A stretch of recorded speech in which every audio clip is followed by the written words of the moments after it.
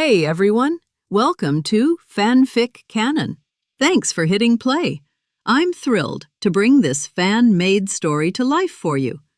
If you enjoy the ride and want more narrated fanfics, smash, subscribe, and tap the bell so you never miss an episode. And if you want audiobook of a novel of your choice, join my Patreon. Request any title that's freely available online, and I'll produce a full narration just for you. Now, let's dive into today's adventure. Xander saw Cain smile and was astonished. In a situation like this, how could he still be smiling? The others present also noticed Cain's smile and immediately felt somewhat uneasy. They hadn't expected Cain, who was at a disadvantage, to be smiling at that moment. Was this a show of disdain toward Xander? However, they only saw Cain reach for his Team Rocket belt, producing a small remote control and a pale yellow pill in his hand. Everyone's gaze overlooked the remote and focused on the pill in his hand. It was just a common detox medicine, something that could be directly exchanged from the Team Rocket rewards list for barely 10 points.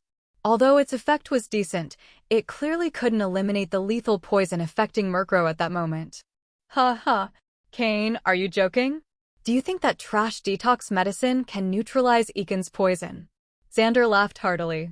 He thought Cain had some strategy, but he hadn't expected it to be just a common detox medicine. This type of medicine, though effective, could only slightly alleviate the poison in Murkrow's body. Cain's smile widened even more. Excited, Murkrow? Cain ignored Xander's words and asked with a smile. Cuh. Noticing the remote in Cain's hand, Murkrow cried out excitedly. Since the last battle, Cain hadn't released Murkrow from its burden, and now that he had, Murkrow felt even more confident about the upcoming fight. Sky also frowned, concerned about Cain's unfavorable situation.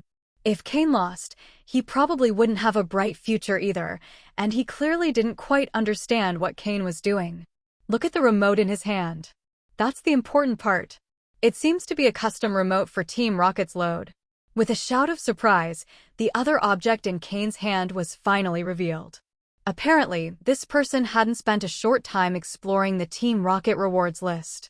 Suddenly, all eyes focused on the remote in Cain's other hand, showing expressions of astonishment. That Murkrow, which was already so fast, was carrying a load? That Murkrow, which already had such powerful attacks, was carrying a load? And in a life-or-death duel like this, Cain had been holding back his strength? Questions and exclamations arose in everyone's minds. Cain, paying no attention to the surprised looks of the others, lightly pressed the remote with his long fingers and tossed the detox medicine toward Murkrow with his other hand. Cuh! Murkrow, immediately feeling its body lighten, cried out in excitement. In the instant before the detox medicine fell to the ground, Murkrow swooped down and swallowed it in one gulp. Although the poison in its body hadn't been eliminated, the medicine helped suppress it a little. Do you think that will be enough to defeat me? Keep dreaming. Eakins, use Poison Sting again and show him your toxicity. Xander reacted quickly, ordering Eakins to attack again. Murkrow, dodge. Get close and use Wing Attack.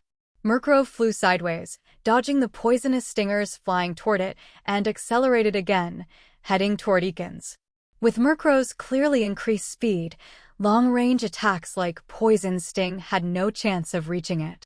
You're asking for death. Eakins, use Scary Face and Poison Fang. Although Murkrow had dodged the Poison Sting, Xander was unfazed and issued another order. Based on what had happened before, Eakins and Murkrow would clash again, and at that point, the poisoned Murkrow would gradually lose its ability to resist. Cain smiled faintly. Did they really think the load training was in vain? Murkrow, under the effects of the Scary Face move, struck Eakins with force. Eakins, whose venomous energy was enhanced by a purple pill, had a significantly reduced sense of pain. Although Murkrow's hit was strong, it didn't hurt as much as the first time. Eakins was about to use Poison Fang on Murkrow again. Bang! However, this time it was destined to fail. Just as Eakins' fangs were about to bite Murkrow, the latter accelerated and dodged Eakins' attack in time. Murkrow, don't stop. Continuous Wing Attack. Take advantage of the weakness. Eakins, hang on a bit longer. Use Scary Face and Poison Fang. Xander shouted, gritting his teeth. Murkrow's speed increase had left him with no options, and he could only hope Scary Face would slow Murkrow down again. Fortunately, this time the Scary Face effect took hold, and Murkrow's speed was reduced once more. Murkrow, use Protect. But just as Xander was feeling triumphant, and Eakin's poisonous fangs were about to bite Murkrow, Cain's cold voice echoed like a sword piercing his heart. A green shield surrounded Murkrow, blocking Eakin's poisonous fangs. Protect. The survival move Cain had made Murkrow learn first. At the most critical moment, it was used successfully. Murkrow's wings moved again, as if they were sharp blades, and struck Eakin's with force, who watched in horror. Bang! This time, Murkrow hit Eakin's with all its might, sending it flying toward a corner of the field, where it was completely incapacitated from further fighting. The sound-based defense-lowering attack, along with the consecutive wing attack moves, had finally knocked Eakin's out. It couldn't be denied that Xander's Eakin's was truly strong. Of course, that purple pill also played an important role. Xander was paralyzed in shock, and so was everyone else. They hadn't expected the outcome to turn out like this, with the situation taking an unexpected turn. Murkrow, kill him. But Cain's cold, emotionless voice sounded again, making everyone shudder as they watched Cain give a death order. Didn't they know Xander's brother was a Team Rocket officer? Was Cain really going to be so ruthless? For Cain, the moment Xander gave the kill order, their enmity could no longer be resolved. If someone wants to kill me, they have to be prepared to be killed. Hearing Cain's order, Xander's eyes narrowed, and upon seeing Murkrow flying toward Eakin's, Xander quickly ran, shouting, "Stop." The Team Rocket examiner also quickly shouted, "Stop immediately." He really didn't want to intervene at that moment, but due to Xander's special situation, he had no choice but to speak. But Cain acted as if he heard nothing and showed no intention of stopping Murkrow. "Stop, kid. He can't die yet." To everyone's surprise, the person who spoke this time was Instructor Viper, the highest authority figure on the trial island. However, he couldn't hide the tone of resignation in his voice. Instructor Viper had ordered Cain to stop the attack. "Stop, Murkrow." Cain, frowning, ordered Murkrow to stop with resignation. He could ignore everyone else present, but he couldn't ignore Instructor Viper's words. Because otherwise, he might die. Since Instructor Viper didn't want Xander to die, Cain spared his life. However, although he wouldn't die, he wouldn't escape punishment. "Destroy one of his eyes, Murkrow." Murkrow, who had paused mid-flight, moved even faster now. Before Xander could reach them, Murkrow fiercely pecked at Eakin's eye. When it rose back into the air, a bloody eyeball was dangling from its beak. "Eakin's," Xander shouted, stumbling as he ran toward his Pokémon. Murkrow didn't hesitate at all and swallowed the bloody eye in one gulp. In the face of this scene, no one dared to say a word. Even Viper silently approved of Cain's behavior, as he himself had set the rules of a death match, though he was now contradicting himself. Cain turned his gaze toward Viper, meeting his stare without hesitation, a questioning seriousness in his eyes. He didn't believe it was only because of Xander's brother. Although Xander's brother was an officer in Team Rocket, that only placed him in the mid-tier. Viper, as one of the senior leaders of Team Rocket, was on a completely different level. Viper frowned under Cain's intense gaze, but he didn't become angry, knowing there were reasons he couldn't reveal. "He's still useful," was all Viper said, in a tone that left no room for argument. As one of the main instructors of Team Rocket, offering Cain even a brief explanation was a concession, a courtesy out of respect for his friend Umbra. Otherwise, anyone else who dared to look at him like that would have died many times over. Cain understood that it was time to let this go. Though Viper hadn't given him a full explanation, there wasn't much he could do but accept the situation. However, Cain understood the hidden meaning behind Viper's words. This test wasn't like the others. Murkrow, although unsatisfied, returned to Cain's side. Just when it was about to finish off Eakin's, it was stopped, which left it frustrated. However, at least it had managed to blind that annoying snake, which provided some consolation. Cain petted Murkrow's feathers to calm its agitation, taking several antidote potions from his belt and administering them one by one. He couldn't deny that, after ingesting the purple pill, Eakin's venom strength had significantly increased. Murkrow didn't manage to purge the poison entirely until it had consumed 5 antidotes. Xander, stumbling, finally reached Eakin's, pulling out vials and potions from his belt and pouring them desperately into his Pokémon's mouth while using healing sprays to stop the bleeding from the damaged eye. The burning pain from the disinfectant made Eakin's, even while unconscious, tremble uncontrollably. If it had only been an ordinary Pokémon who lost the ability to battle, it could have recovered quickly with proper treatment, but Eakin's case was different.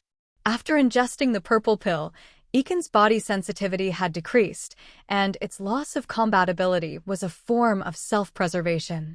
The purple pill's side effects were severe. If Eakin's didn't recover soon, it might experience a drop in level, or worse, its inherent quality, forever losing the ability to keep up with Murkrow. Moreover, the damage Murkrow had inflicted on Eakin's by blinding it in one eye reduced its combatability by at least 20%. Cain decided not to continue with his intent to kill Xander and Eakin's. Though Xander had clearly shown intent to kill him, Cain didn't view him as a serious threat. He simply had the habit of eliminating any potential risk. At this point, Cain already had the capability to dominate Xander, and in the future, the gap between them would only widen. Besides, it was clear that the purple pill wasn't easy to assimilate. Although Eakin's had lost its ability to fight, Xander acted as though he were in an emergency, administering a huge amount of medicine. Under the reverent gazes of everyone in the square, Cain finally walked away from the battlefield with Murkrow. Once Cain left, the examiner formally announced, "Challenge over. The challenger has failed. His ranking drops by 10 positions." After controlling Eakin's injuries, Xander silently returned it to its Pokeball, lowered his head, and left the battlefield, heading straight to the accommodations without stopping in the square. This time, Xander had truly learned his lesson. If it hadn't been for Viper's intervention, he would likely have lost his life. This experience was a lesson he would not forget. There is always someone stronger. Sky watched as Cain approached. Before, he had harbored some doubts, but now those doubts completely vanished. When Cain reached first place on the leaderboard with 458 attack points, Sky was already impressed, but he hadn't expected that was not Murkrow's full power. It was only when Xander exhausted all his options that Murkrow showed its true strength, dominating with its speed and power. Moreover, Sky knew that Cain didn't only have Murkrow, he also possessed a Slowpoke just as strong. Considering Murkrow's strength and Cain's overall power, Sky realized he could no longer afford any doubts. Finally, Sky accepted reality. If Cain was so strong and had so much potential, then following him with loyalty wasn't such a hard choice to make. In the end, it was Cain's command that fully convinced Sky, who was now resolved to never betray Cain unless something entirely unexpected happened. Sky had been impressed by Cain's strength and tactics. "Mr. Cain, do you need any healing potions? We still have some in stock." Sky quickly approached Cain, and his attitude was no longer as reserved as before. His tone was respectful, stemming from genuine admiration. Cain looked at Sky in surprise, noting a change in him. He seemed to have understood something. Cain shook his head to indicate he didn't need anything. After clearing out the poison, Murkrow's condition was quite good, so it didn't make sense to waste healing potions. The 20 or so followers standing behind Cain were visibly excited. Having such a powerful leader made them feel lucky to have joined him. After Cain and Xander's challenge, others began taking turns challenging their opponents. However, compared to the intense battle between Cain and Xander, the other challenges seemed simpler and less meaningful. Though these were also death matches, except for those with deep grudges, a true fight to the death was rare. Everyone on the trial island knew that if you couldn't win a fight, it was best to surrender to avoid more serious consequences. After all, only the top 10 places received rewards, and the positions after that held little importance. However, there was an exception: the fight for last place.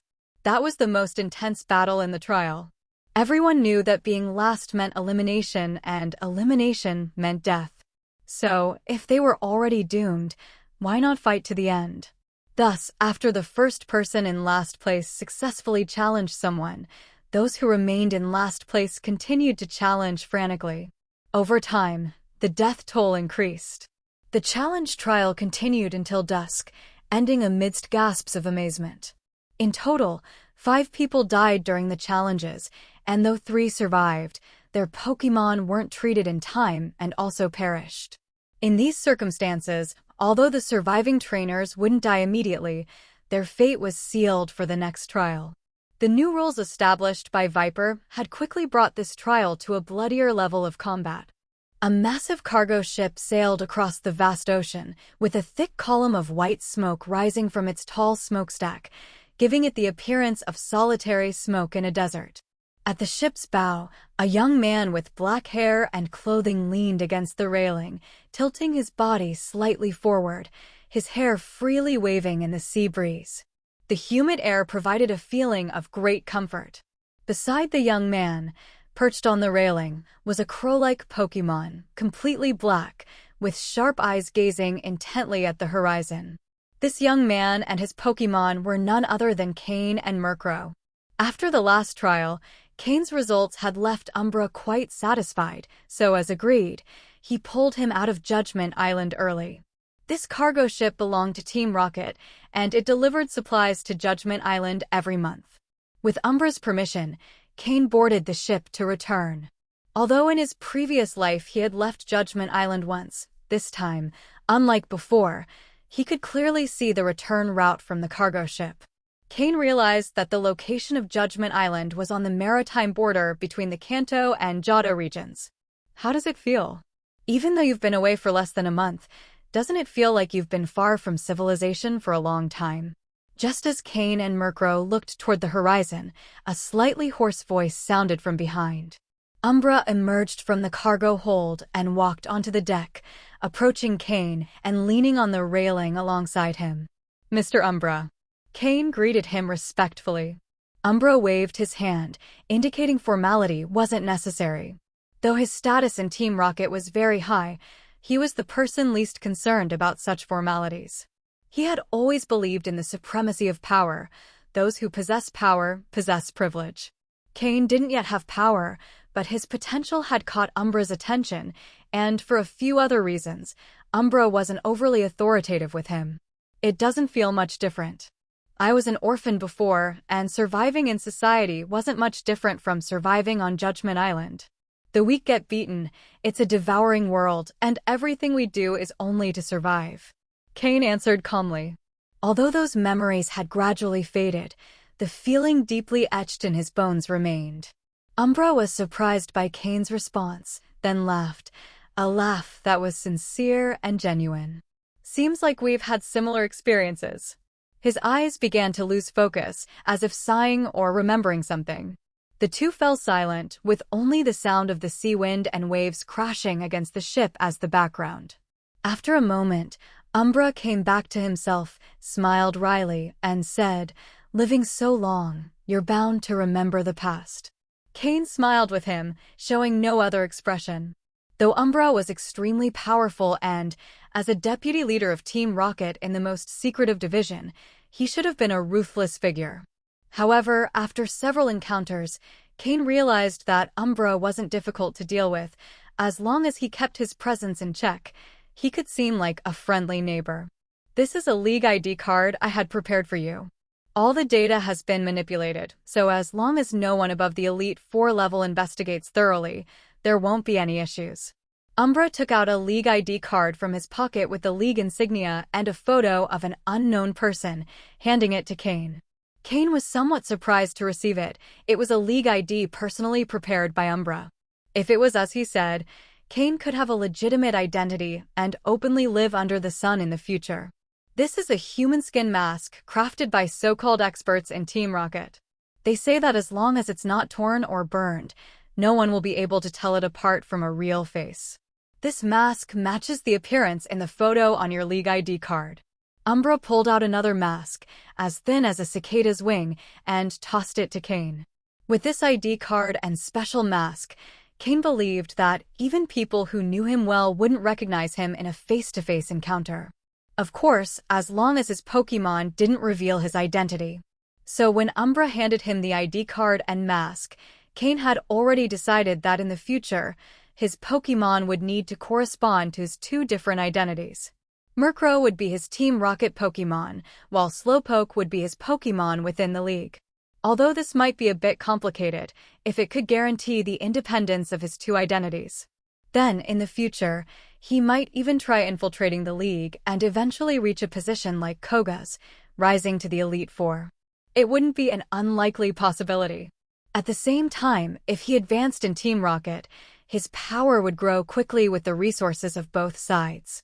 Probably, the purpose behind the ID card and mask Umbra prepared for him had this very goal in mind. Half an hour until we arrive. Our destination is Vermilion City. When we get there, disembark on your own.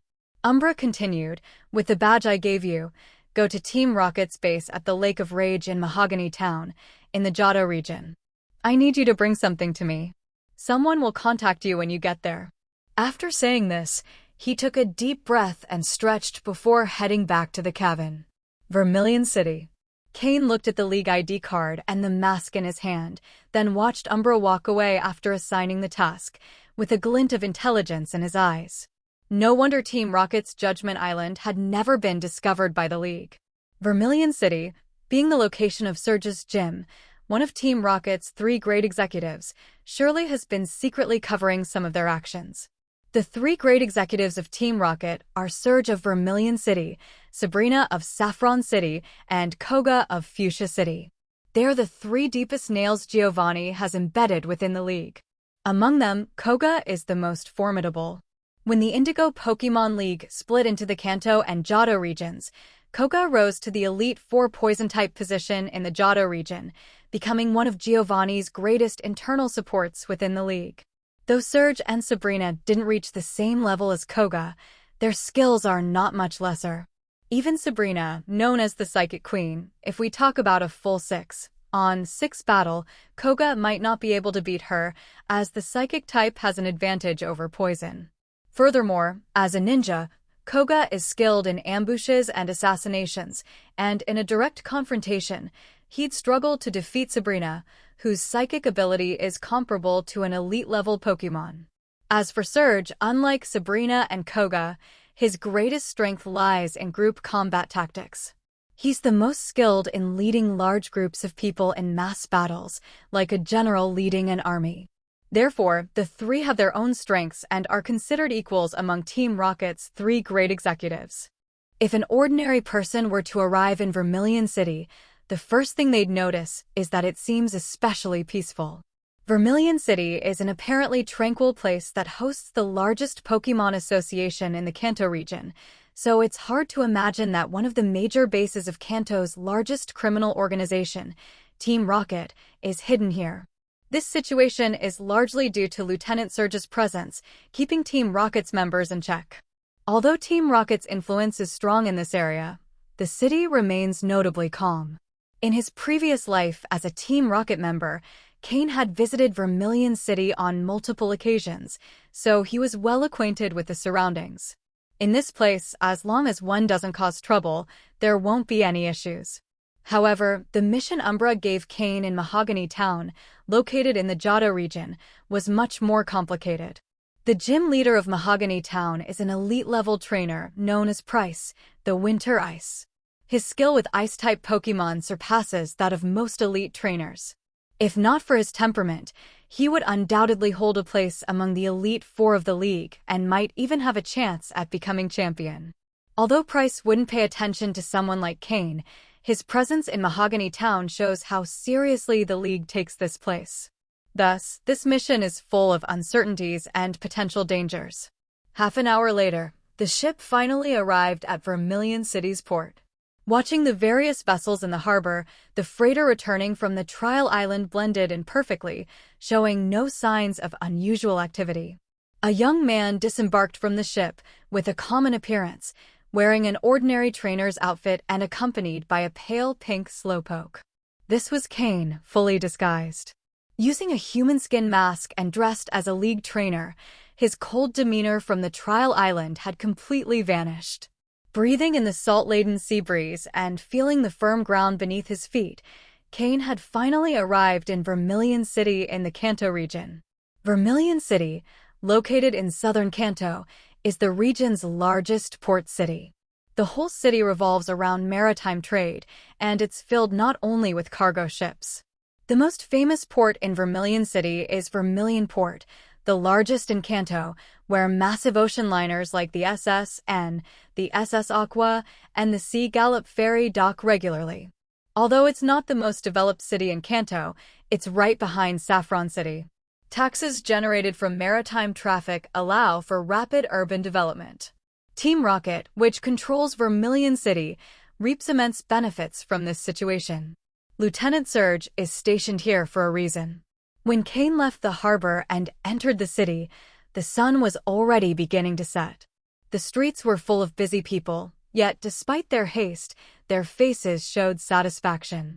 Clearly, Vermilion City's peaceful environment is appreciated by its residents. Due to it being a port city, the arrival of an unknown person like Cain didn't attract much attention. People like him arrive every day in large numbers. This was exactly what Cain wanted. He didn't want to stand out like an animal in a zoo. Though he had left the trial island, he still carried a trace of its wild atmosphere.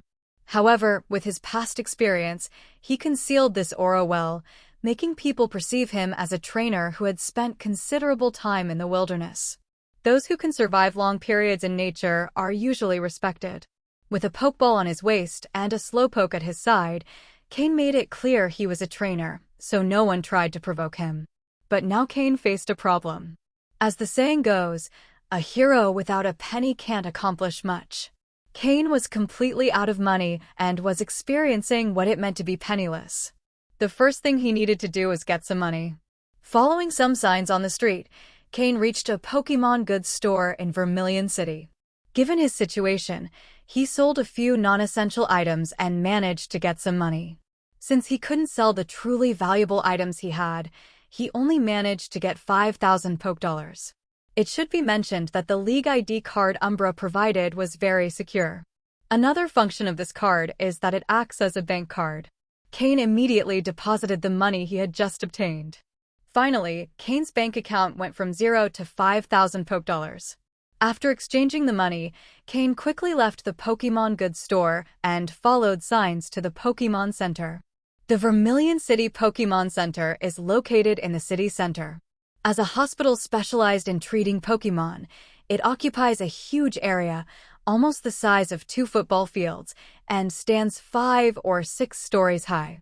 Dressed in his League trainer outfit, Cain didn't attract attention from the Pokémon Center guards.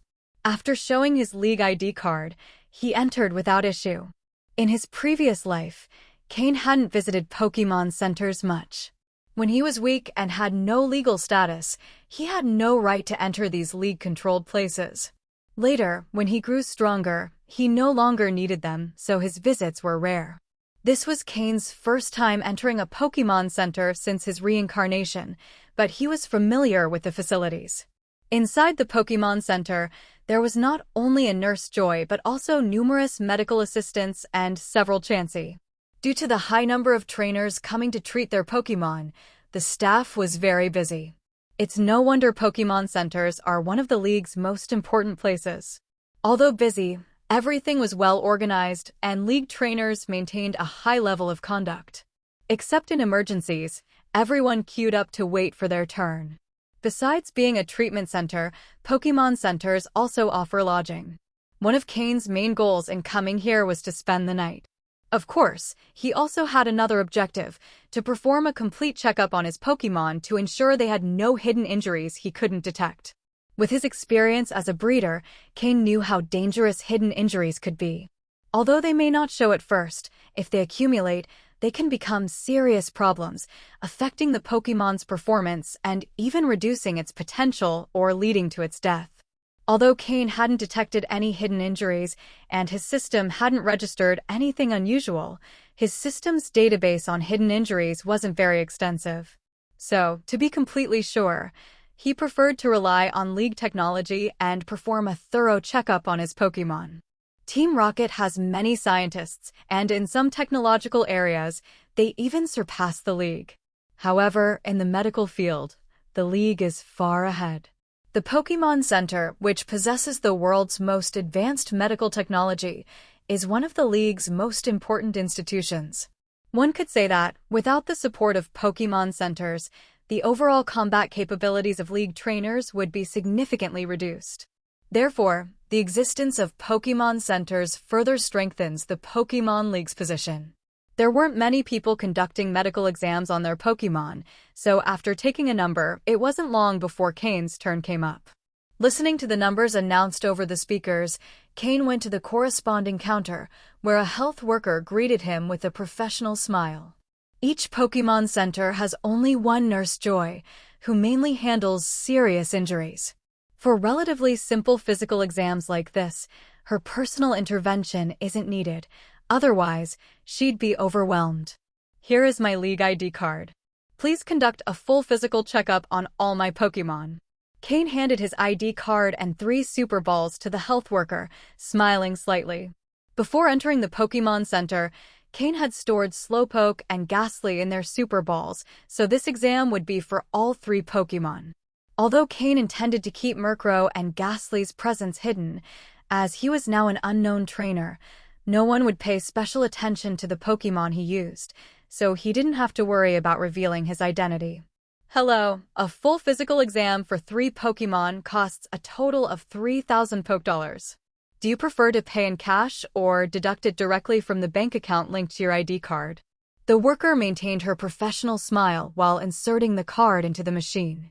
After Cain's details appeared on the computer, she asked with a smile, "Please deduct it directly from the bank account. Also, I'd like to know if I can book a night's accommodation here." Cain nodded as he responded, taking the opportunity to inquire about lodging availability. The worker, maintaining her expression, nodded and replied, "Certainly. A night's stay costs 500 Poké-Dollars. Would you like to deduct everything at once?" "Yes, please. I appreciate your care of my Pokémon." "Very well, no need to worry. The Pokémon Center exam will be thorough. Here's your room card and your waiting number. The exam will take a bit of time, so feel free to wait in the reception area or go directly to your room. Once we're done, we'll notify you immediately." With a few clicks and pressing the enter key, the worker completed the charge and returned Cain's ID card along with a waiting number and room key. It's worth mentioning that the League is quite reasonable. Even a full, complex physical exam for one Pokémon only costs 1,000 Poké-Dollars. Adding the 500 Poké-Dollars for one night of accommodation, Cain was left with 1,500 Poké-Dollars in his account. However, this is coming from someone like Cain, accustomed to dealing with large sums. For an ordinary person, spending so much at once would be unfeasible, especially for trainers from less fortunate families, as it's a considerable amount. In the Pokémon World, an average worker earns between 10,000 and 20,000 Poké-Dollars a month. Compared to that, this price isn't low. This is why being a trainer is a costly occupation, and not every family can afford that level of expense. Therefore, the appearance of Team Rocket provided many people from lower classes who wanted to be trainers a huge opportunity. Not everyone joining Team Rocket has to go through trials like Cain's. What he experienced is an exception, a selection process designed to create loyal members. For most, joining Team Rocket is relatively simple. Of course, getting in is easy. Getting out, not so much. While waiting, Cain decided not to go directly to his room or the reception area, but to wander around the Pokémon Center. After a quick tour, Cain gained a general understanding of Vermilion City Pokémon Center. The Pokémon Center has 6 floors. The first floor is for simple treatments and exams. The second is for serious injuries and hospitalization areas. The third is a large dining hall offering food for both humans and Pokémon. The fourth and fifth are lodging areas. And the 6th floor is reserved for important League personnel, to which Cain didn't have access. Behind the Pokémon Center, there's a large open space for training Pokémon, with various well-equipped battlefields for trainers to use. Overall, it's a very reasonable design, and the facilities are quite complete, making the service prices quite fair. After touring the entire Pokémon Center, which took about 30 minutes, Cain waited a bit longer in the reception area before being informed that the exam was finished. Finally, Cain retrieved his 3 Pokémon and was told that all were in perfect condition and showing excellent development, earning him some compliments from the staff. Cain simply smiled, and after releasing Slowpoke from its Super Ball, he headed to the dining hall on the 3rd floor. After all, it was time for dinner. Slowpoke, let's try the league's food. Compared to the roasted meat and fish you usually eat, this will be a different experience. Cain patted Slowpoke's head as he spoke with a smile. Yadin, hearing there would be food, Slowpoke, the most food-loving Pokémon on Cain's team, immediately showed an excited expression and let out a joyful sound, clearly thrilled. It was evening and the dining hall was beginning to fill up. When Cain entered, there were already a few people in line, some with their Pokémon by their side, others chatting and laughing with friends. Slowpoke closely followed Cain. This time it didn't use its psychic powers to levitate, as after some training, it could finally keep up with Cain on foot. However, Cain and Slowpoke's arrival didn't go unnoticed and caused a bit of a stir. Everyone in the dining hall turned their attention to Slowpoke, whispering and discreetly pointing. Doesn't that Slowpoke look a bit unusual? Are you silly? That's a shiny Slowpoke, it just has a lighter color. That trainer's really lucky. That Slowpoke is walking quite fast. Who could that trainer be? He doesn't seem to be from around here. Although their voices weren't loud, the dining hall was fairly quiet, so Cain heard their comments clearly. He frowned, aware that Slowpoke's distinctiveness attracted attention. But no one wants to feel like an animal in a zoo, being observed by everyone. Originally, I intended to enjoy dinner directly in the dining room, but seeing the current situation, I feared that I would indeed be watched as if I were on display. I quickly packed food for the 3 Pokémon, making sure to prepare something Ghastly could eat. I let Slowpoke use his psychic powers to carry the boxes of food as I headed back to the room. However, just as I was about to leave the dining room, a weak and pale-looking young man, accompanied by 2 bodyguards dressed in black, stood in my way. The young man, thin-bodied, looked about 20 years old. With a somewhat sinister expression and pale skin, it was clear he had indulged excessively in the pleasures of life. Although he wore branded clothing, his overall appearance betrayed his lack of vitality. Noticing someone blocking the way, Slowpoke instinctively positioned himself in front of me, a blue glint in his eyes, prepared for anything. Having grown up on the trial island, Slowpoke didn't care about the identity of intruders, only sensing latent hostility. The young man's eyes lit up at the sight of Slowpoke, as if he had found a new and fascinating toy. "Hey, I want to discuss something with you," the young man said arrogantly, addressing me directly. Cain's expression turned cold instantly. He looked at the young man and his 2 bodyguards, and without saying a word, walked forward. Since I hadn't given the order to attack, Slowpoke didn't act. Tap, tap. The young man's 2 bodyguards blocked my path again. Cain's eyes flashed with fury as he looked at the young man. "Move aside. You." Accustomed to a life of luxury, the young man had never been treated with such contempt. He wanted to order his bodyguards to act, but remembered where he was, and his pale face showed a mix of anger and embarrassment, not knowing what to say. Cain continued walking, completely ignoring the bodyguards blocking him. Slowpoke used his psychic powers to push them aside, allowing us to pass.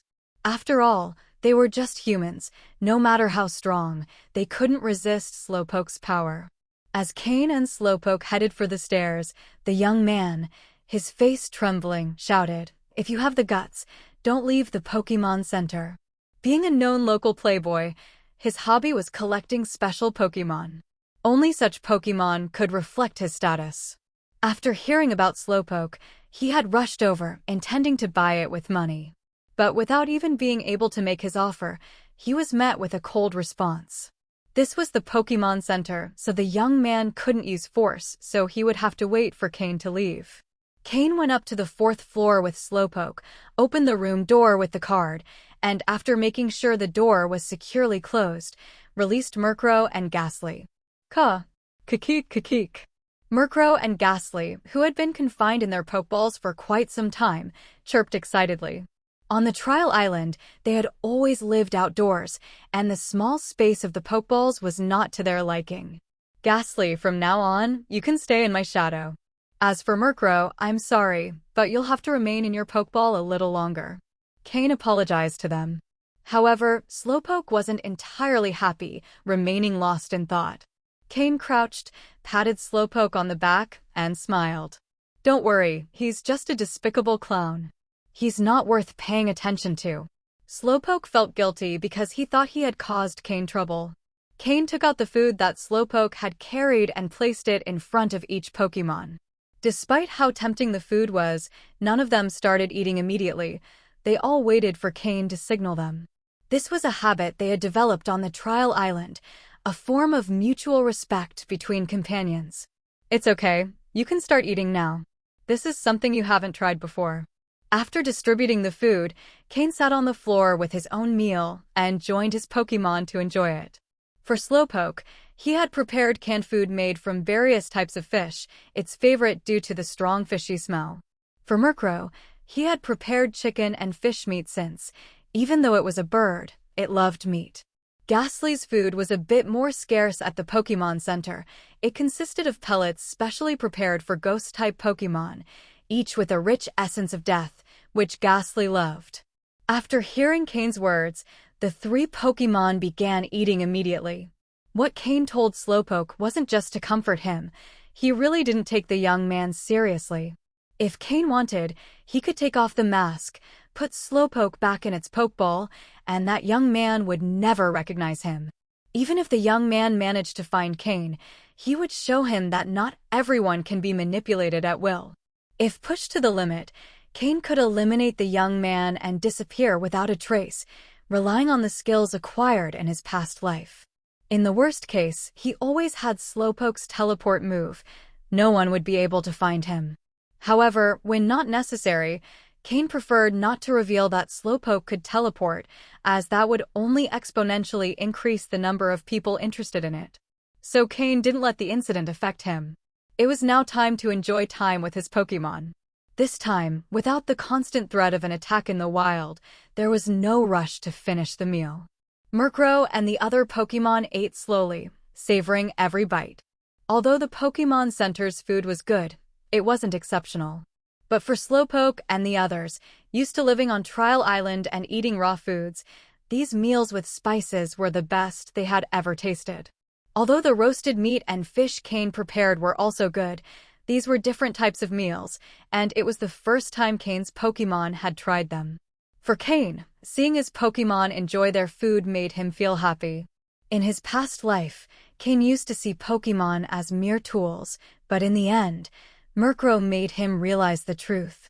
Now he valued more than anything the bond with his Pokémon. Over time, he had come to understand that Pokémon are living beings with thoughts of their own. When you're good enough to them, they'll risk their lives to help and protect you. Cain could despise the lives of others, even other Pokémon, but when it came to his own Pokémon, they were his only weakness. The next morning, to avoid trouble, Cain removed the human skin mask from his face, stored Slowpoke, and then left the Pokémon Center. Seeing the two men in black still standing at the entrance made it clear that the young man from yesterday had been waiting for his appearance. Ignoring them, he headed directly to the Vermilion City bus terminal. Walking past them, he didn't draw any attention. Taking advantage of the fact that it was still early and there weren't many people around, Cain slipped into a small alley and put back on the human skin mask that represented his league identity. It seems that just one human skin mask isn't enough. Next time I get the chance, I'll get a few more, Cain thought as he put the mask on. Sometimes, to avoid problems, having multiple different faces could be very useful. When he emerged from the alley again, he had already changed his appearance. Based on Cain's knowledge, if he wanted to quickly reach the Johto region, there were two options. One was to take a cruise from Vermilion City directly to Olivine City in the Johto region, and then make his way to Mahogany Town from there. The other option was to first reach Saffron City, and then take the magnetic train to Goldenrod City in the Johto region. Originally, Taking the cruise was the more convenient option, but after asking at the Pokémon Center, Cain learned that the last cruise to Olivine City had departed a day ago, and the next one wouldn't leave for another 4 days. So Cain dismissed that option, as taking the cruise would take too much time, which did not meet his expectations. Thus, the only choice left was to reach Saffron City, take the magnetic train from there, cross Mt. Silver, reach Goldenrod City, and finally find a way to get to Mahogany Town. Comparatively, taking the magnetic train was much faster, so Cain chose this option without hesitation. Now, the first thing he needed to do was reach the Vermilion City bus terminal and catch the first bus to Saffron City. Additionally, Cain found out that there was only one bus daily to Saffron City, departing at 9 in the morning. If he missed it, he would have to wait until the next day. Dressed as an ordinary League trainer, with a common-looking human skin mask and without Slowpoke by his side, Cain reached the bus station unnoticed. He showed his League ID card and bought a ticket. Sitting in the waiting room, looking at the latest League newspaper in his hands, he waited for the departure time. Initially, he only intended to kill time, but he found a piece of news that caught his attention. The headline read, "Intermediate-level League investigator wipes out a Team Rocket base and is promoted to advanced-level investigator." If it had only been such simple content, it wouldn't have caught Cain's attention. Although an advanced-level investigator in the League is already at the highest level within the organization, akin to a senior officer in Team Rocket with great power, there are still many people at that level. However, the name of this investigator was what caught Cain's attention: Lance. The future Dragon-type Elite Four of the Kanto region, who would eventually become the champion of the Johto region when the Indigo League of Kanto split into the Kanto and Johto leagues. The designated successor as the next leader of the Dragon clan, Lance. Speaking of this, it's necessary to mention the most powerful organization in this world, the Pokémon League, which we will abbreviate as the League. The Pokémon League, after long development, has expanded its influence across various continents, becoming a giant in the Pokémon world. All order and rules in the Pokémon world are established and enforced by the League. It's unknown how many years have passed since the creation of the Pokémon League. As for how it was founded and who its founder was, it is now impossible to determine. However, there is no doubt that thanks to its creation, humans and Pokémon have been able to live in peace, and humanity has finally managed to establish itself firmly in this world. It is said that before the creation of the Pokémon League, the world was plagued by various factions and countries, with endless wars everywhere. Until a group of like-minded people came together and, allying multiple forces, finally established the Pokémon League, the organization that now governs the world. However, the Pokémon world is so vast that, in the end, there are still multiple forces within the Pokémon League. Therefore, the region where the League exercises the most control is Kanto, which would later be divided into the Kanto and Johto regions. The headquarters of the Pokémon League is located at the intersection of these two regions, on Mt. Silver. In more distant regions, the League's influence is not as strong, such as in the newly discovered Alola region, which is likely only known to the League's high command. Most people are still unaware of its existence. Of course, although the Pokémon League does not have absolute control in some regions, that does not mean it lacks influence. They have simply made certain necessary concessions to local forces to maintain global harmony. However, in all regions, there are still the Elite Four and the Champion, representing the League's absolute power. However, compared to the Champions and Elite Four of other regions, the Champion and Elite Four of Kanto are the most powerful. As a region heavily invested in by the League, talent abounds, leading to fierce competition for the Elite Four and Champion positions. Thus, the trainers who manage to occupy these positions are of an absolutely superior level. It is precisely due to the abundance of talent that the Indigo League of Kanto eventually split into Kanto and Johto, partly for this reason. After all, there are only a few spots at the top, but there are a multitude of people who want to claim them. To avoid unnecessary internal struggles, the only solution was to increase the number of available positions. However, Each region can only have one champion and Elite Four, as established by the League, so they couldn't contradict their own rules. Additionally, due to other factors, the division of the Kanto region was inevitable. Thanks to this split, Lance, whose power was constantly rising, finally became the champion of the Johto region. As for why he didn't become the champion of Kanto, one has to mention the biggest blemish on Lance's record. After the division of the Kanto region, Lorelei, the Ice-type Elite Four member who held one of the four positions, had a decisive advantage over Lance, the Dragon-type Elite Four member. Since the requirement to become champion is to defeat the Elite Four, and Lorelei was of the Ice-type, which naturally counters Dragon-type Pokémon, Lance couldn't overcome that obstacle, even though he had defeated the other three Elite Four members. Moreover, Lorelei was a straightforward person who was not willing to yield at all. For this reason, Lance eventually became the champion of the Johto region. Lance's father was from Kanto, while his mother was from Blackthorn City in the Johto region, so becoming the champion of the Johto region was not considered a change of territory. As for the champion position of the Kanto region, in Cain's memory, it remained vacant until Gary Oak, the grandson of Professor Oak, a prodigy with astounding talent, finally broke this situation. Although he only held the champion position for 1 year. All of this will happen later. Now, Lance has become an advanced-level investigator in the League. It won't be long before he reaches the level of Chief Investigator and then challenges the Elite Four. In his previous life, Cain had also witnessed Lance in direct combat during the confrontation between Team Rocket and the League.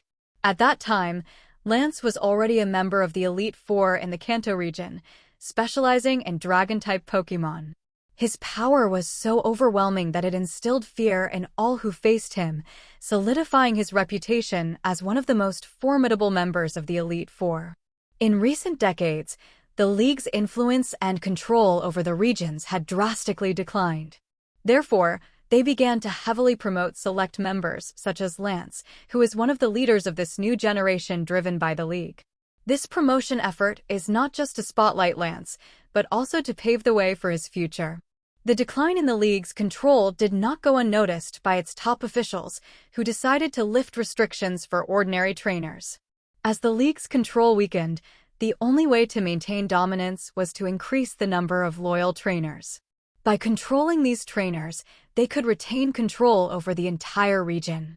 In the early days of the League's creation, since it was an alliance formed by various factions, the Pokémon trainer profession was reserved only for the elite, and civilians neither had the right nor the resources to become trainers.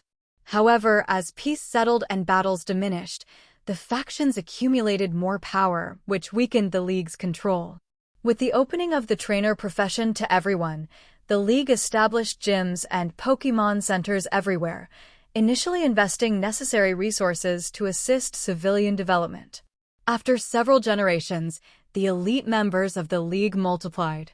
At the same time, they managed to curb the growth of independent factions and stabilize society.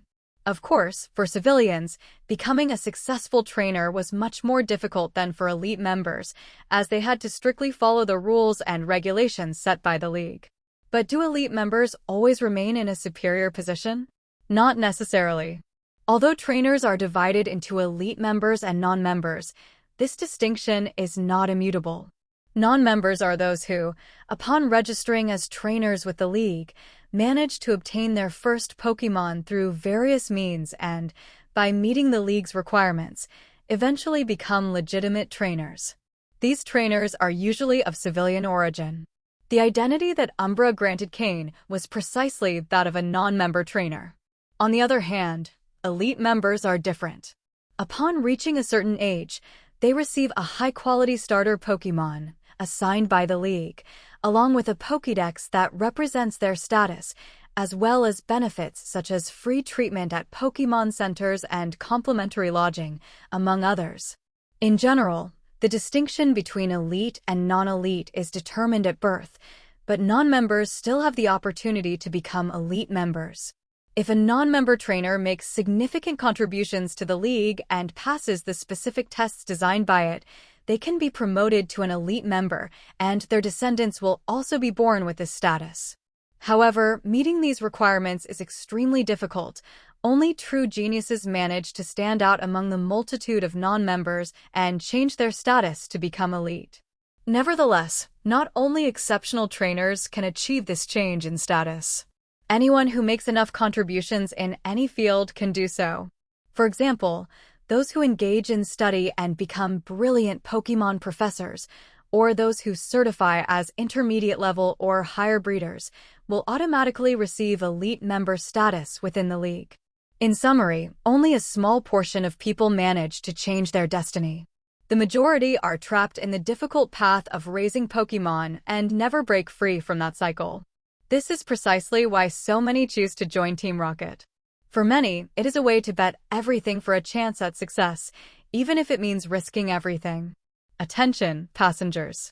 The bus bound for Saffron City is about to depart. Those who have not boarded yet, please head to Gate A3 for check-in. Cain, who had been reading the newspaper, was interrupted by this announcement. He hadn't realized how quickly time had passed. He put away the newspaper, headed to the boarding gate, scanned his identification, and boarded the bus bound for Saffron City. Since there were not many passengers, there were no seating restrictions, and Cain chose a spot by the window. As the bus began to move, he watched as the urban landscape slowly receded. "Pokémon World, I'm back," Cain murmured to himself, resting his head on his hand. Perhaps due to the presence of Pokémon, which makes traveling very easy, the development of transportation in the Pokémon world is not as advanced. After almost 3 hours of travel, Cain finally arrived in Saffron City, the most developed city in the Kanto region. Saffron City is the busiest city in Kanto, located between Cerulean City, Celadon City, Vermilion City, and Lavender Town. It is the largest and most active city in Kanto and is also well known in other regions. The massive Sylph Company headquarters tower stands in the center of the city, while 2 gyms share the northeast corner. Besides being Kanto's commercial hub, Saffron City also hosts the most important infrastructures in the region, including the magnetic levitation train station that connects Kanto with Johto, and the airport offering flights to other regions. Undoubtedly, as Kanto's most central city, the League places great importance on it. But at the same time, due to its abundant resources, not only does the Pokémon League have a strong presence here, but so do several other factions, with Team Rocket being the most notable. After all, Saffron City is the base of the Psychic Queen, Sabrina, one of the 3 chief commanders of Team Rocket, trusted by Giovanni. And due to the city's development, trainers from all regions gather here, along with Pokémon from various parts of the world. Trainers from Hoenn, Sinnoh, Unova, and other regions give this city a vibrant and diverse atmosphere. Where there are trainers, there are battles. Therefore, Saffron City is also the city of the fiercest battles in Kanto. In any designated battle area within the city, it is common to see trainers facing off with their Pokémon in heated fights. The residents of Saffron City are accustomed to witnessing these exciting Pokémon battles daily and are not surprised to see Pokémon species from other regions, something that has become normal for them. However, where there is light, there are also shadows. The underground coliseums and battlefields in Saffron City are also highly developed. Some people fight in these underground arenas to earn money, while others, wealthier ones, simply enjoy watching brutal battles to relieve their own frustrations and desires. Thus, Saffron City is also known as the City of Combat. Although the League has increased the number of security agents in Saffron City, it is still not enough. The large number of gray and dark areas allows Pokémon hunters, mercenaries, assassins, and others to risk their lives in search of resources and money. It is a city full of desires, and Cain prefers to call it the City of Desire. When Cain got off the bus, it was exactly 12 noon. After 3 hours of travel, his body was a bit stiff. He wore a typical trainer's outfit, and as soon as he stepped off the bus, he blended seamlessly into the city. He immediately released Slowpoke from its Pokeball. Although being a shiny Pokémon drew some attention, Saffron City, as the most prosperous city, was not overly affected.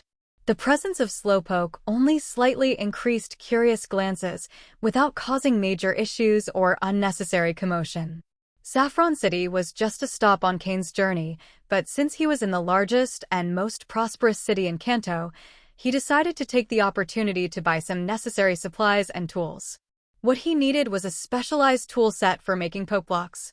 So far, he had been using rudimentary tools he made himself, which allowed him to create mid-level poke blocks at best.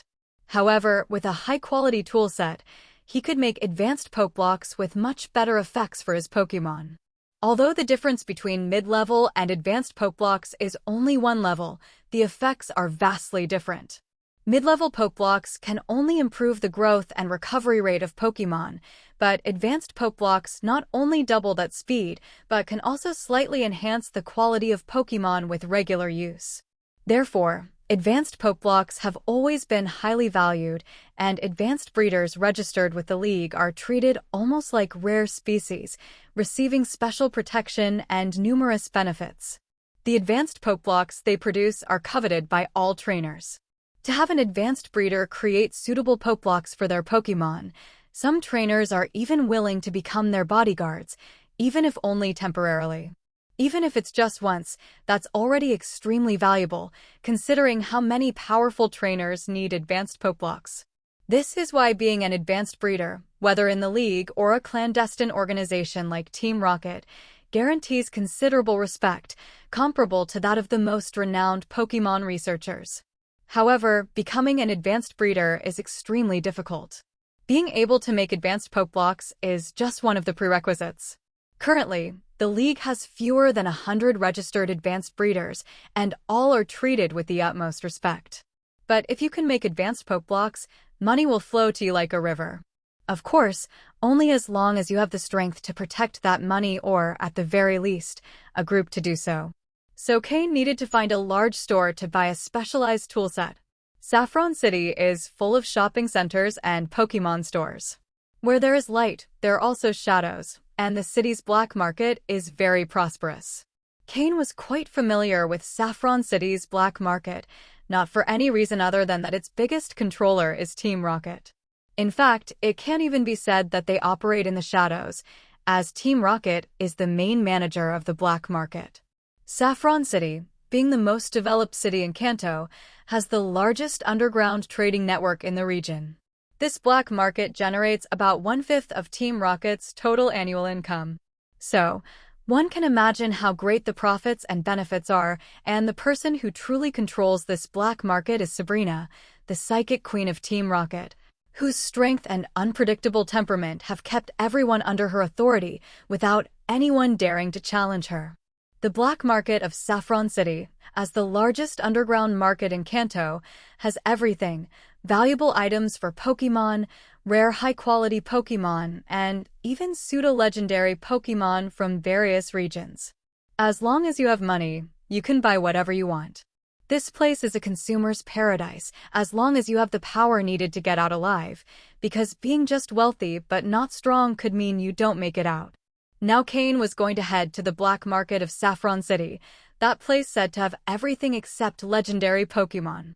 There, he would surely find the tools he needed to make poke blocks.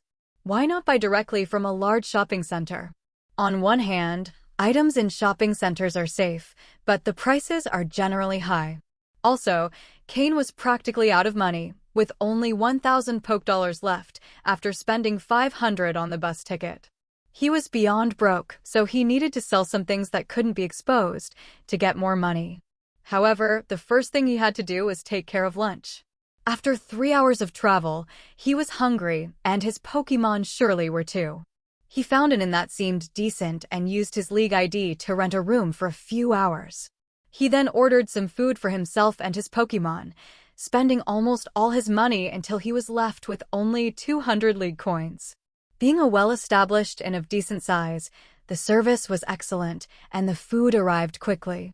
After Ghastly checked the room for surveillance devices, a waiter pushed a cart with the food to the door. After wishing Cain a good meal, the waiter left without looking back. Since he still had important tasks for the afternoon, Cain didn't spend too much time on lunch. His Pokémon also understood the situation, and after enjoying a meal they had never tasted before, they obediently returned to their Pokeballs. Ghastly also hid back in Cain's shadow. Cain requested a taxi at the inn's reception, and after a quick ride with an experienced driver, he arrived at the entrance to the black market in half an hour. Of course, that meant his last 200 league coins were also gone. Fortunately, he had already reached the black market entrance, so he wouldn't have to worry about money in the short term. Although Saffron City's black market is well known, not just anyone can enter.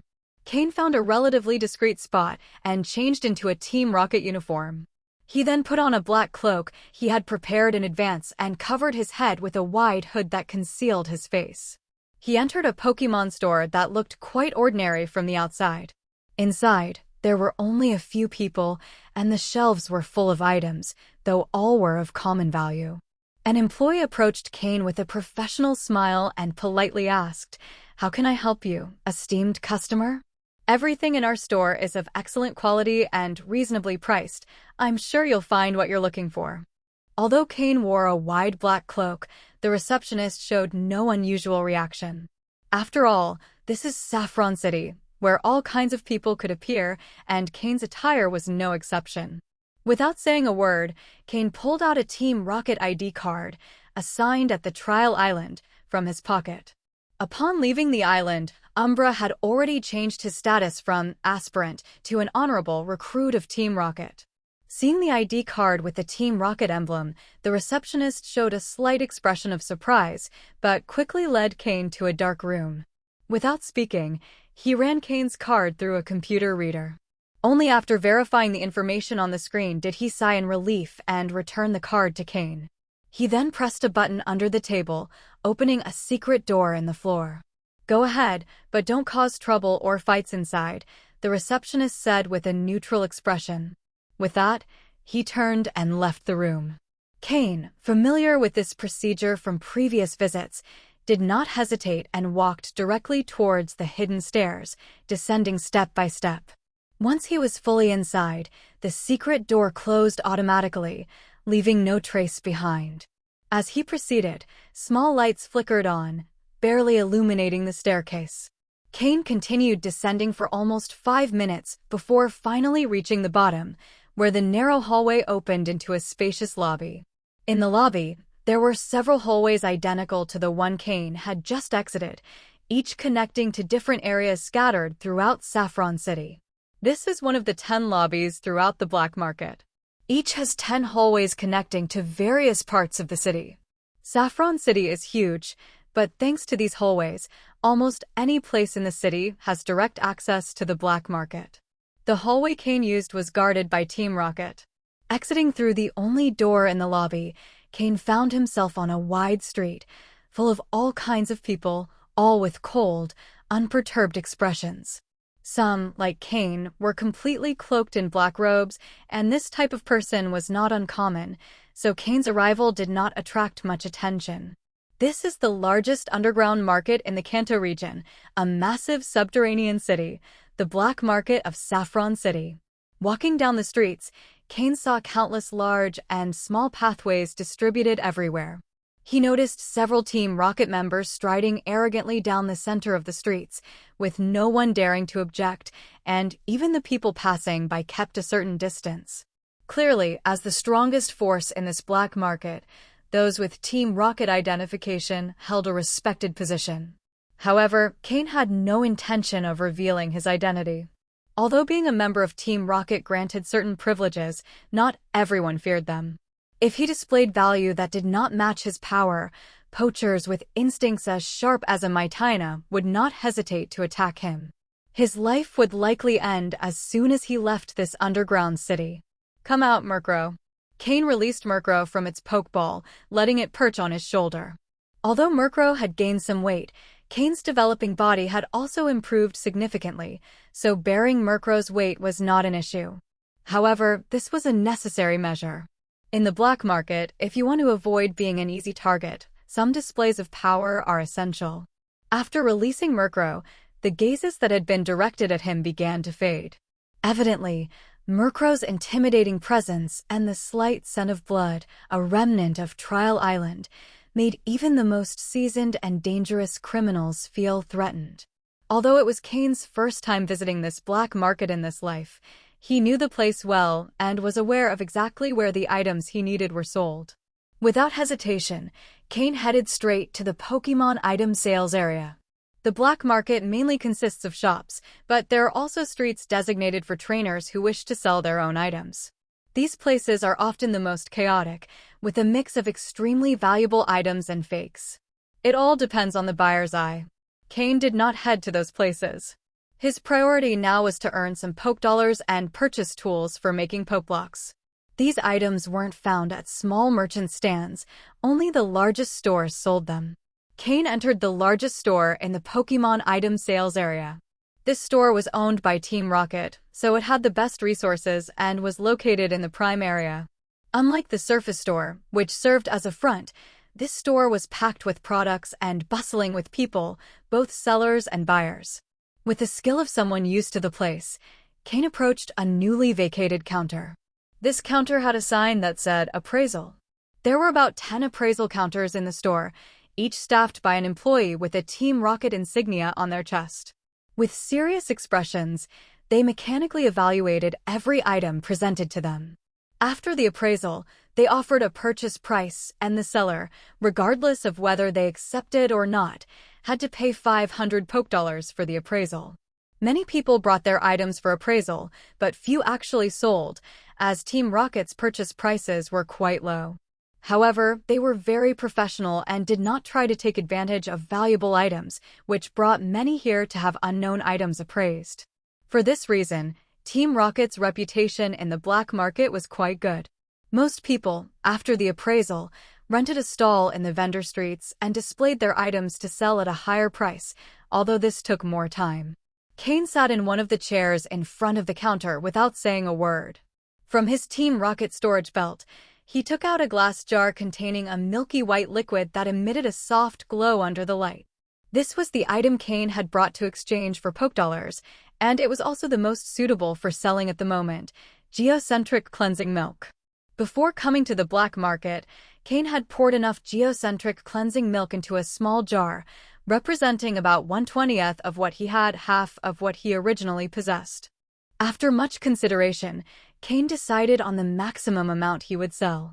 Geocentric cleansing milk is an extremely valuable and scarce resource. Selling too much at once could attract unnecessary trouble, but selling too little wouldn't get him enough poke dollars to buy what he needed. So, this amount seemed just right. The stern appraiser showed a slight expression of surprise when he saw what Cain had taken out. Without changing his expression toward Cain, the appraiser focused all his attention on the jar of milky white liquid. Although he had a hunch, he couldn't be completely sure, as it was rare for someone to sell such a thing. Carefully, he removed the cork from the jar, and a soft mist escaped from the neck of the jar, emitting a faint aroma. The appraiser's expression turned to astonishment. He took a silver needle from his toolkit, lightly dipped it in the liquid, and brought it to his nose to smell. Then, carefully, he touched it to his tongue for a slight taste. His eyes lit up immediately. He set the needle aside, closed the jar with the cork, and returned it to Cain. "Excuse me, are you looking to sell this, or just have it appraised?" the appraiser asked in a harsh, raspy voice, unaccustomed to speaking much. His job was tedious and dull. Most people only came to have their items appraised. So he would usually give a price and let the customer decide whether to sell or not. However, if the item was valuable, he would turn into an attentive merchant. In addition to the base salary, they received a significant bonus for sales, and the amount depended on the value of the appraised item. When Cain took out the geocentric cleansing milk, he knew it was one of the most valuable items he had appraised. If he managed to buy it, his bonus would be much higher than his salary. Cain, under the black cloak, responded with a dry, raspy voice, evidently modified. "Sell." The appraiser was pleased, though he hesitated a bit before saying, "This is geocentric cleansing milk. I assume you know its value. The current market price is 10,000 poke dollars per drop. Your jar contains approximately 200 drops. We can offer you a market price of 2 million poke dollars.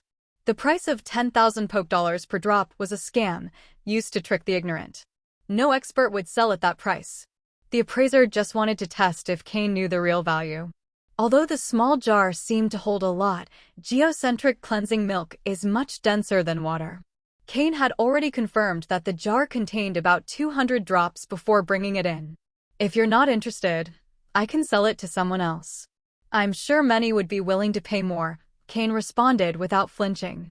The appraiser immediately understood that Cain was not someone easy to fool, and a fleeting expression of discomfort crossed his face. Having been an appraiser for over a decade, he knew this was just a probing tactic.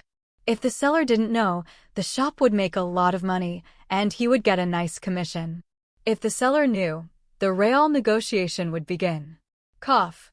Then, how about 15,000 poke dollars per drop? That's the maximum I can offer, the appraiser said, maintaining his composure. Negotiation requires a good dose of boldness. This new price was already more reasonable. 15,000 poke dollars per drop was fair, although still below the 20,000 he could get with time. But selling at that price would take more time than Cain was willing to spend. 18,000, Cain responded. The appraiser didn't get upset. In fact, he was pleased. It didn't matter that the price was high. What mattered was that Cain was willing to negotiate. If Cain responded, it meant the offer was within an acceptable range. The appraiser hesitated a bit before saying, "Sir, please wait a moment. This exceeds my authority. I need to consult with our manager." "Fine, but make it quick," Cain said, gesturing for him to hurry. The appraiser nodded repeatedly and hurried out of the room. Cain sat in the chair and closed his eyes to rest. Murkrow remained quietly on his shoulder. In this black market, keeping a low profile was best. After a while, the appraiser returned, accompanied by a middle-aged man with a prominent belly and a smile on his face. Cain observed him discreetly, pausing on the Team Rocket insignia on his chest. Unlike the others, this man's insignia was more distinctive, with a gold border and 2 slots with the letter R. It was the emblem of a Team Rocket officer. "Sir, this is our manager and Team Rocket officer, Mr. Ishida," the appraiser introduced respectfully. Cain slightly raised an eyebrow at the introduction. A Team Rocket officer?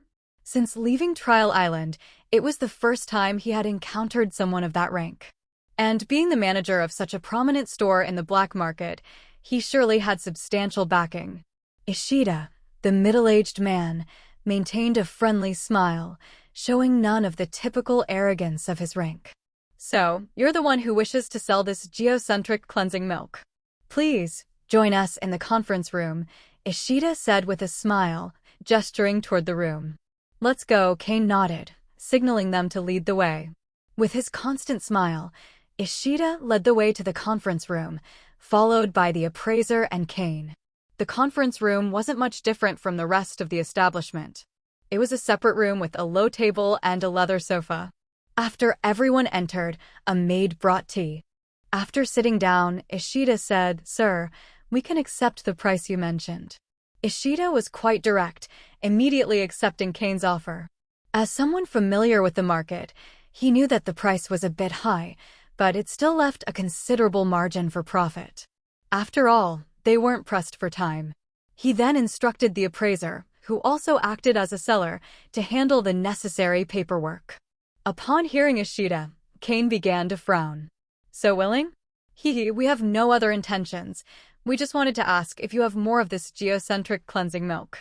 "We'd be willing to buy more at a higher price," Ishida asked with a smile. Cain did not relax. On the contrary, he became more cautious. With a slightly sarcastic tone, he replied, "Do you think geocentric cleansing milk is as common as cabbage? That you can have it in whatever quantity you want? This is all I have." Ishida maintained his smile, showing no sign of annoyance at Cain's sarcastic response. It was impossible for someone like Ishida, who had risen to be a Team Rocket officer and managed such a prominent store, to lack cunning.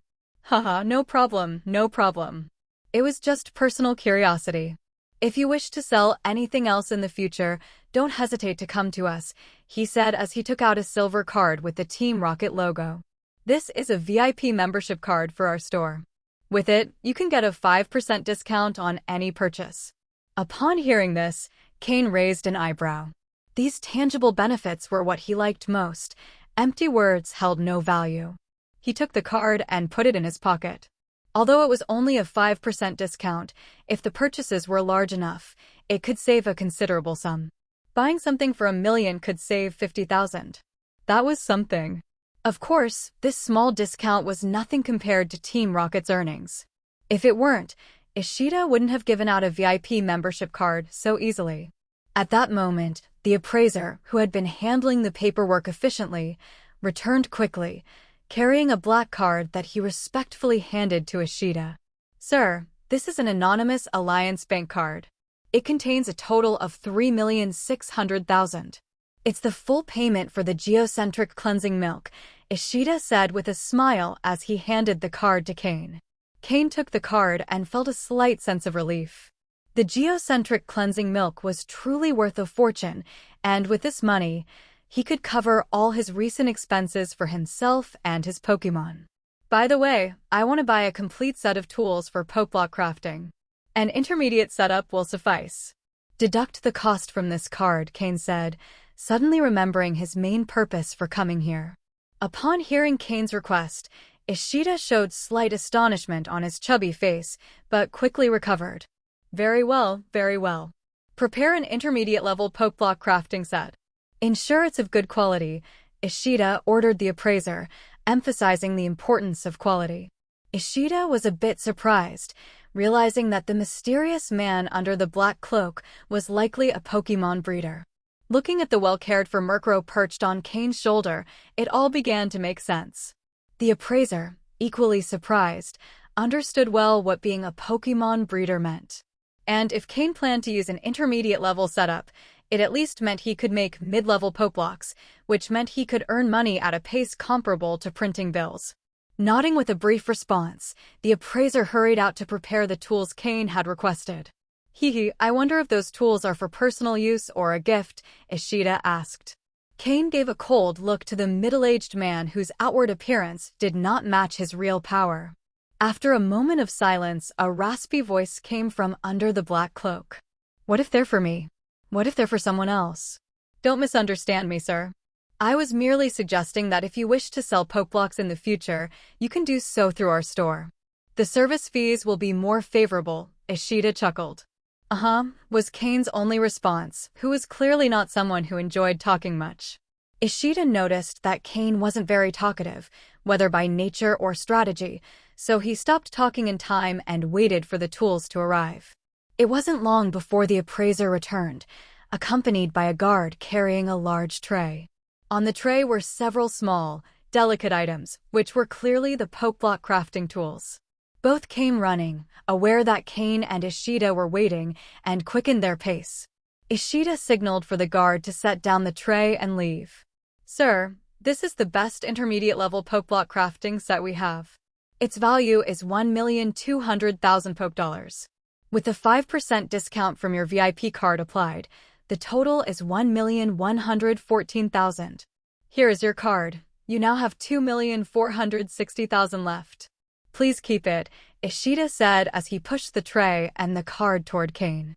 Cain, who in his past life had also been involved in Pokeblock crafting, was familiar with the tools. Seeing the set, he knew immediately that Ishida was not lying. The quality was indeed good, and among intermediate-level setups, it was one of the best. Ishida's sincerity in business, even in the black market, was noteworthy, explaining why he had been appointed as the store's manager. With a swift motion, Cain stored the tools in his storage belt without being seen, then stood up and left the VIP room without looking back. Watching Cain's figure disappear, the smile on Ishida's chubby face slowly faded, and his eyebrows furrowed. "Sir, do you want us to send someone to follow him?" The appraiser, who had remained in the room, approached cautiously and asked. Although they appeared to be a legitimate store, they were in the black market, and they were also members of Team Rocket. It wasn't unusual for them to conduct such operations. However, they knew very well not to mess with dangerous individuals or those they couldn't face. Ishida's frown deepened, but after a moment of hesitation, he shook his head. "No, we don't know this man's limits. If we send someone to follow him, we could expose ourselves, and then we'd lose a client who is at least an intermediate-level breeder." The appraiser nodded respectfully. However, keep your eyes open. If geocentric cleansing milk appears again on the black market, Ishida's gaze turned cold and sharp. No matter who it is, capture them. Yes! 200 drops of geocentric cleansing milk weren't enough to risk angering an intermediate-level Pokémon breeder, but if there were more, the situation would be different. Cain had calculated perfectly the amount that would make Ishida hesitate. Ishida, as the store manager, had his own sense of balance. If he was sure he could do it, he wouldn't hesitate to commit an act of theft. But if he wasn't sure or if the risk outweighed the reward, he preferred not to act. After leaving the largest tool store in the black market, Cain did not show his money, but many had seen him being taken to the VIP room, so when he left, several people followed him. However, Cain was already prepared for this. In the complex maze of the black market, he turned through several alleys and soon lost all those following him. After shaking off everyone who was following him, Cain entered a small, shabby shop, completely different from the other stores around it. Inside, he saw some worn-out shelves with food on the verge of molding and many cobwebs covering them. As he moved deeper into the shop, a strong stench of decay engulfed him. Cain frowned but did not back out. This shop was a place he frequented in his past life. It was a store that sold human skin masks. Although in ruins, it was actually somewhat famous in the black market. If not for how run-down it appeared, it would have surely been a busy place given the owner's talent. The shop owner was also an odd character. Despite his great skill, he wasn't interested in making money. He had an air of take it or leave it and never advertised his business. For this reason, his reputation spread only among regular clients. Thanks to those few regulars, his shop managed to stay open. Cain brushed aside a cobweb that was about to fall on his head. Even Murkrow, resting on his shoulder, couldn't help but use his tailwind move to avoid the omnipresent cobwebs. When he reached the back of the shop, an old man with glasses and a disheveled appearance sat behind the counter, focused on an unfinished human skin mask, not even glancing at who had entered. Cain didn't mind his indifference. The owner was always like that, as if that mask were an unparalleled treasure. Strangely, every time he finished a mask, he would throw it on the floor like trash and start working on the next one. The cycle repeated endlessly, and except for eating or basic needs, the old man never left that corner, which served as both his counter and workshop. "Boss, I want to buy 5 masks," Cain said, covering his mouth with his hand and frowning. The smell was simply unbearable, and Cain couldn't help but wonder how many days the old man had gone without bathing, with such a strong stench that it almost made him nauseous. The old man didn't lift his head, and without pausing his work, said, "The masks are on the floor. Pick whichever you want. The card reader is on the counter. Each mask costs 20,000 poke dollars. If you want them, pay with the card. If not, get out. I don't have time to deal with you." Cain was already familiar with the owner's habits, so he didn't say anything else. He picked up a few ordinary-looking masks from the floor, paid 100,000 poke dollars on the card reader, and quickly left the shop. Why did Cain insist on buying human skin masks from this particular shop? Was it only because of the owner's skill? No, there was another reason. No other shop could match a unique quality of this place. Every mask made here was one of a kind. None were repeated. Each had its own distinct style and appearance. Finally, after leaving that smelly shop, Murkrow on Cain's shoulder took a deep breath, clearly relieved after enduring such an unpleasant environment. Cain smiled and patted Murkrow's head, saying, "All right, stop panting. We also need to get used to environments like that. Sometimes, your opponent might have an even worse smell. For example, a Gloom, a Grimer, or a Mook. The stench they emitted was far worse than that shop." Ka. Murkrow gave a look of disbelief, unable to imagine how he would face such an enemy. Cain laughed. "You might come across one someday. Once you experience it, you'll understand." Saying this, Cain took a secluded path and, after making sure no one was around, slipped into an alley. The next thing he planned to do was buy other items, so it was best to put on a new mask to avoid being recognized when leaving the black market. He took a new human skin mask from his Team Rocket belt.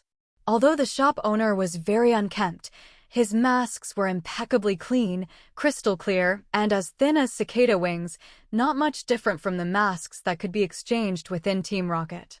When he put on the mask, the cold sensation on his face surprised him. He only needed to adjust it slightly for it to fit perfectly to his skin. After pressing the edges for a moment, the mask blended with his skin, becoming indistinguishable.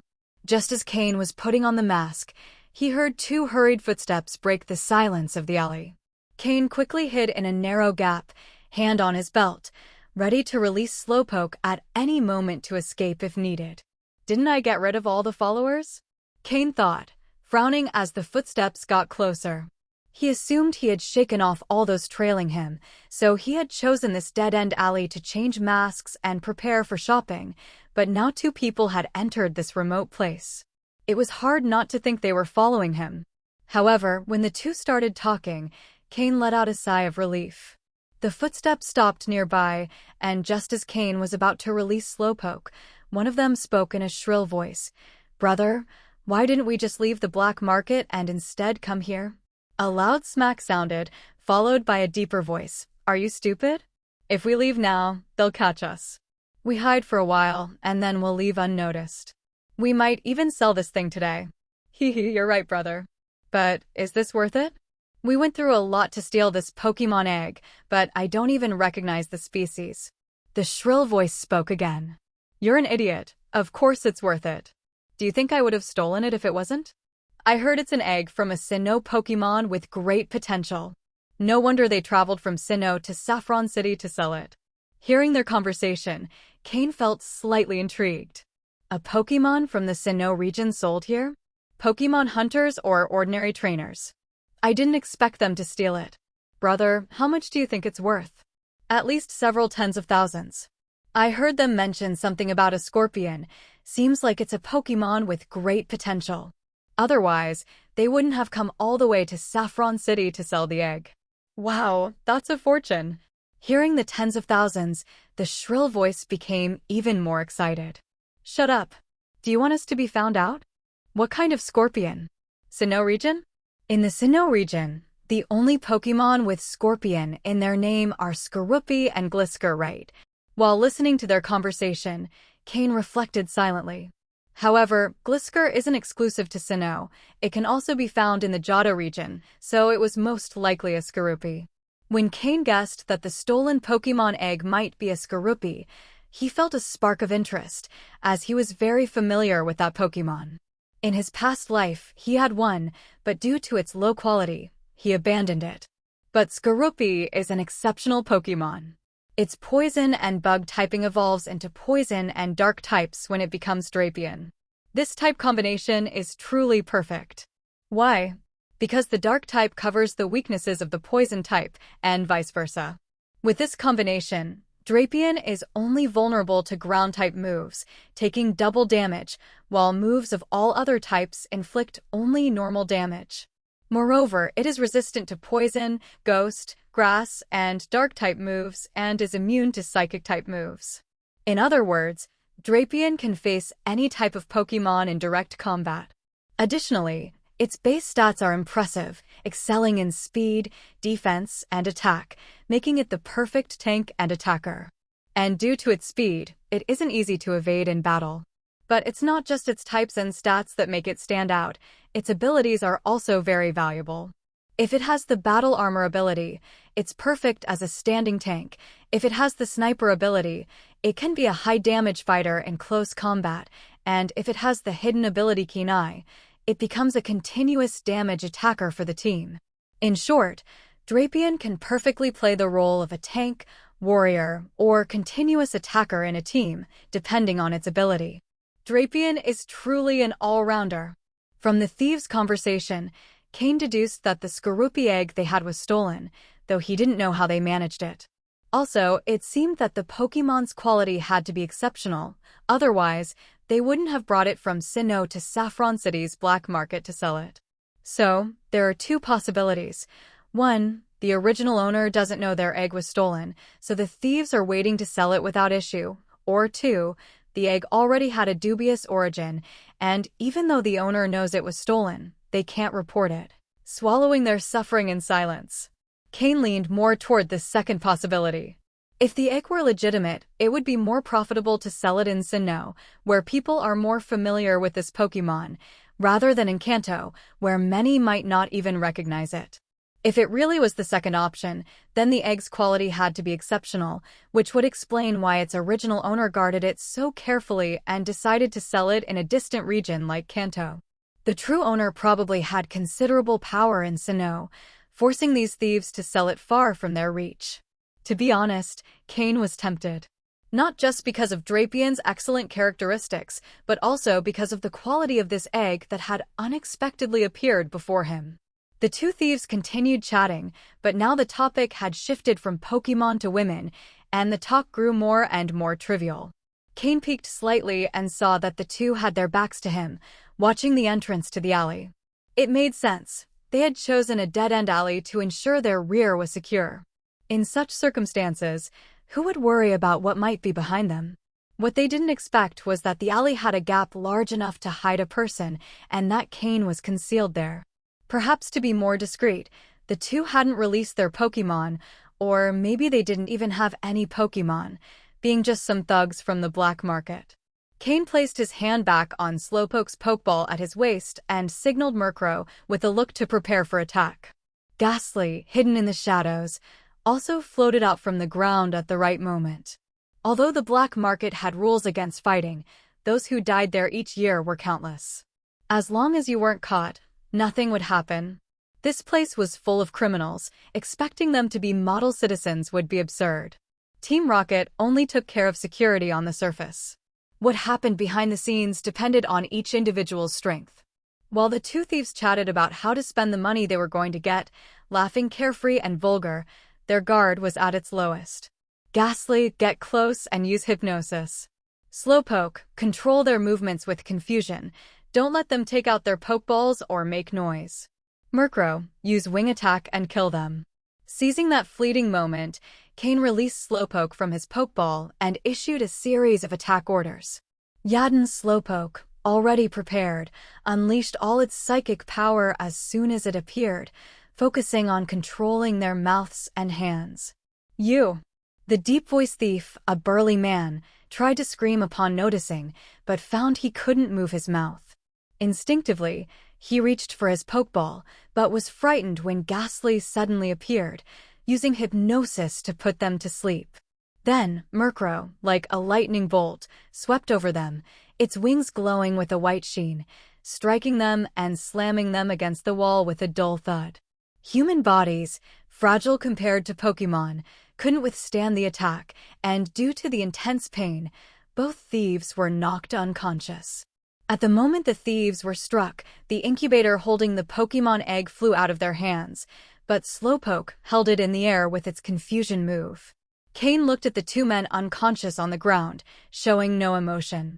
He drew a knife from his waist, the same one he had used on the trial island. As the saying goes, the centipede catches the cicada, but the sparrow is behind. These thieves never would have imagined that, instead of being caught by the egg's owner, they would be preyed on by a sparrow from the shadows. Wiping the blood from the knife on their clothes, Cain sent them to the afterlife. Both had two Pokeballs on their waists, but before they could release their Pokémon, Cain had already taken them out. This was why Cain always kept Ghastly hidden in the shadows, ready to react to any threat. And with the move Protect, Ghastly could block most attacks as long as they weren't too powerful. When facing Pokémon, human bodies are indeed fragile. He took their Pokeballs and locked them to prevent the Pokémon inside from escaping by themselves. Through the scanning system, Cain learned that the bulky man's Pokémon were a level 25 Arbok with an orange aptitude and a level 24 Fearow with the same aptitude. The young man with the high-pitched voice had a level 22 Raticate with an orange aptitude and a level 18 Zubat with a yellow aptitude. Cain was surprised to find a Pokémon with a yellow aptitude. Although its level was only 18, the value of that Zubat exceeded the combined value of the other three Pokémon. The strength of both men's Pokémon was not to be underestimated. Although they couldn't compare to Murkrow or Slowpoke, facing all four at once would have been complicated. It wasn't that he couldn't win, but the battle would have generated too much noise, making it difficult to retreat smoothly. After all, this is a black market. Even though Cain is a member of Team Rocket, escaping wouldn't be so easy. He shrank the 4 Pokeballs and stored them in his pocket. Although these Pokémon had average aptitude and strength, they were still worth some money. In his previous life as a Pokémon hunter, these Pokémon would have been his usual prey. Then he gathered all the money and valuable items from the 2 men. Although they seemed quite poor, they ended up providing Cain with an income of 100,000 Pokedollars. There's no denying that theft is a very lucrative profession. Finally, his attention turned to the floating Pokémon egg. Cain held it in his hand, and the egg's data appeared simultaneously. Pokémon, Skorupi, light blue. Sex, male. Level 1. Type, poison plus bug. Ability, unknown. Held item, none. Egg moves, Screech, Agility, Poison Tail, Pursuit. Basic moves, Bite, Poison Sting, Leer. Learned moves, none. TM moves, none. Just as Cain had suspected, it was a Skorupi. However, the quality of this Pokémon exceeded his expectations, reaching a blue quality level, albeit a light blue one. This is worlds apart from a Pokémon with green quality, and it has 4 egg moves. Cain, who was already interested in Skorupi, was even more pleased with this Pokémon egg. If he manages to raise it and evolve it into Drapion, it will become one of his strong cards. Although he still didn't know Skorupi's ability, all of its possible abilities were excellent, and each had a clear development path. Cain firmly decided to raise it. Additionally, being a Pokémon that hasn't been born yet, raising it from hatching would ensure that it becomes very attached to its trainer. After all, the first being a Pokémon sees upon hatching considers it as its parent. He hadn't expected that such a casually chosen place to change his mask would result in obtaining such a valuable Pokémon. This is the 3rd Pokémon egg that Cain has obtained. Previously, he got a Weedle egg that he sold to Umbra, then a Larvitar egg, a pseudo-legendary Pokémon that cannot hatch, and now a light blue Skorupi egg. It seems that every Pokémon egg Cain finds has superior aptitude. Although the Larvitar egg is the most precious, as it cannot hatch, this Skorupi egg will become the first Pokémon Cain raises from its hatching in this life. He looked at the data in the incubator, and all the indices of Skorupi were normal. The hatching time indicated a number, 3. That means in 3 days, Skorupi should hatch without any issues. By then, Cain would need to prepare suitable food for a newborn Pokémon. With the help of the system, he wouldn't have to worry about the right poke blocks for Skorupi during its upbringing. However, newborn Pokémon cannot consume poke blocks immediately. Even in their infancy, supplementary foods are more appropriate. Therefore, another plan must be advanced. Cain decided to go to the black market section for Pokémon sales and buy a Miltank, a Pokémon that produces milk rich in nutritious elements. Miltank's milk is the perfect food for Pokémon in their infant stage, and the higher the level and quality of the Miltank, the more nutritious the milk will be. Although Miltank milk can be purchased directly, that milk stored for a long time has been treated with preservatives and does not reach its maximum nutritional value. So, if possible, buying a Miltank would be a long-term solution. Cain originally planned to buy a Miltank after finding a way to hatch the Larvitar egg, to feed the pseudo-legendary Pokémon with high-quality milk, ensuring it has a significant advantage from the beginning. But now it seems that the plan to buy a Miltank must be advanced. In 3 days, Skorupi will be born, and with its high quality, raising it with Miltank's milk will ensure it grows strong and healthy. Determined, Cain wasted no more time. He had Ghastly hide the incubator in the shadows, which had almost become a storage area, containing both the Skorupi egg and the Larvitar egg. Then, Cain stored Slowpoke in its Pokeball while Murkrow remained on his shoulder. Although Murkrow is not common, being a dark and flying-type Pokémon, many in the black market have one, so Cain wouldn't stand out with it. With a newly acquired skin mask and his black robe taken from his space belt, Cain stealthily left the dark alley. Cain now possessed 6 detailed skin masks. If used well, he could create 6 different identities. Each of those identities would play a different role in his plans. The mask that Umbra gave him is for his identity in the League. the most important of all and the one that must never be exposed. The mask he recently used is planned for his other profession, Pokémon Hunter. In his previous life as a Pokémon hunter, Cain earned his first million, providing him with the resources necessary to train his Pokémon. Although luck played a role, in this life, with a much better start, being a Pokémon hunter will allow him to obtain more resources to train his Pokémon. Cain was quite familiar with the main products in the various areas of the black market. After leaving the alley, he headed directly towards the Pokémon sales area. In his previous life as a Pokémon hunter, he frequented this place often and had some reputation in the field. Unlike the items area, the Pokémon sales zone was extremely bustling, with people of all kinds mingling in the crowd. In front of each shop were iron cages, each containing rare Pokémon. Here, you could see species that were hard to find across different regions.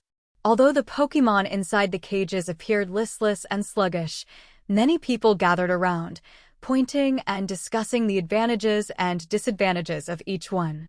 At the entrances of some shops, you could see starter Pokémon from various regions, equally apathetic but still attracting curious onlookers.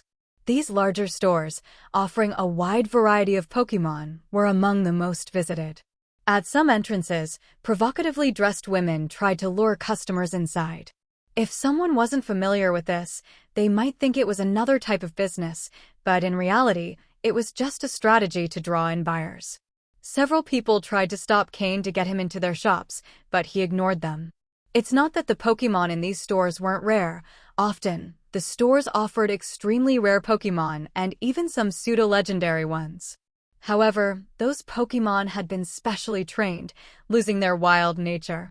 Buying them would be pointless. Although Cain was looking for a Miltank to obtain milk rich in elements, he didn't intend to buy one at random. If he found a suitable Miltank, he would train it thoroughly.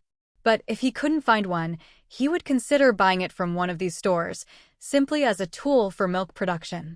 He walked straight to a store located deep in the street. At the entrance, there were also cages, but these were much thicker, and the Pokémon inside had expressions full of hatred as they watched passers-by. Anyone who tried to get close was scared away by their ferocity. This was the only shop in Saffron City's black market that didn't tame its Pokémon before selling them. It was also the favorite for those looking to develop their Pokémon's power to the fullest. For those who saw Pokémon as mere toys or ornaments, this shop was not suitable. There were no shopping guides or attractive women at the entrance, just a black iron door. Without hesitation, Cain pushed the door, which creaked open, and entered.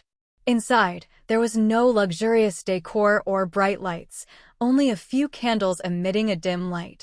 On both sides of the hallway, the cages were filled with wild, untamed Pokémon. Ignoring the Pokémon sounds, Cain walked firmly toward the back of the shop. Finally, after 2 minutes, he reached the counter. A woman in a black leather dress sat there, holding a mirror and a lipstick, calmly touching up her makeup, indifferent to the growls and cries of the wild Pokémon.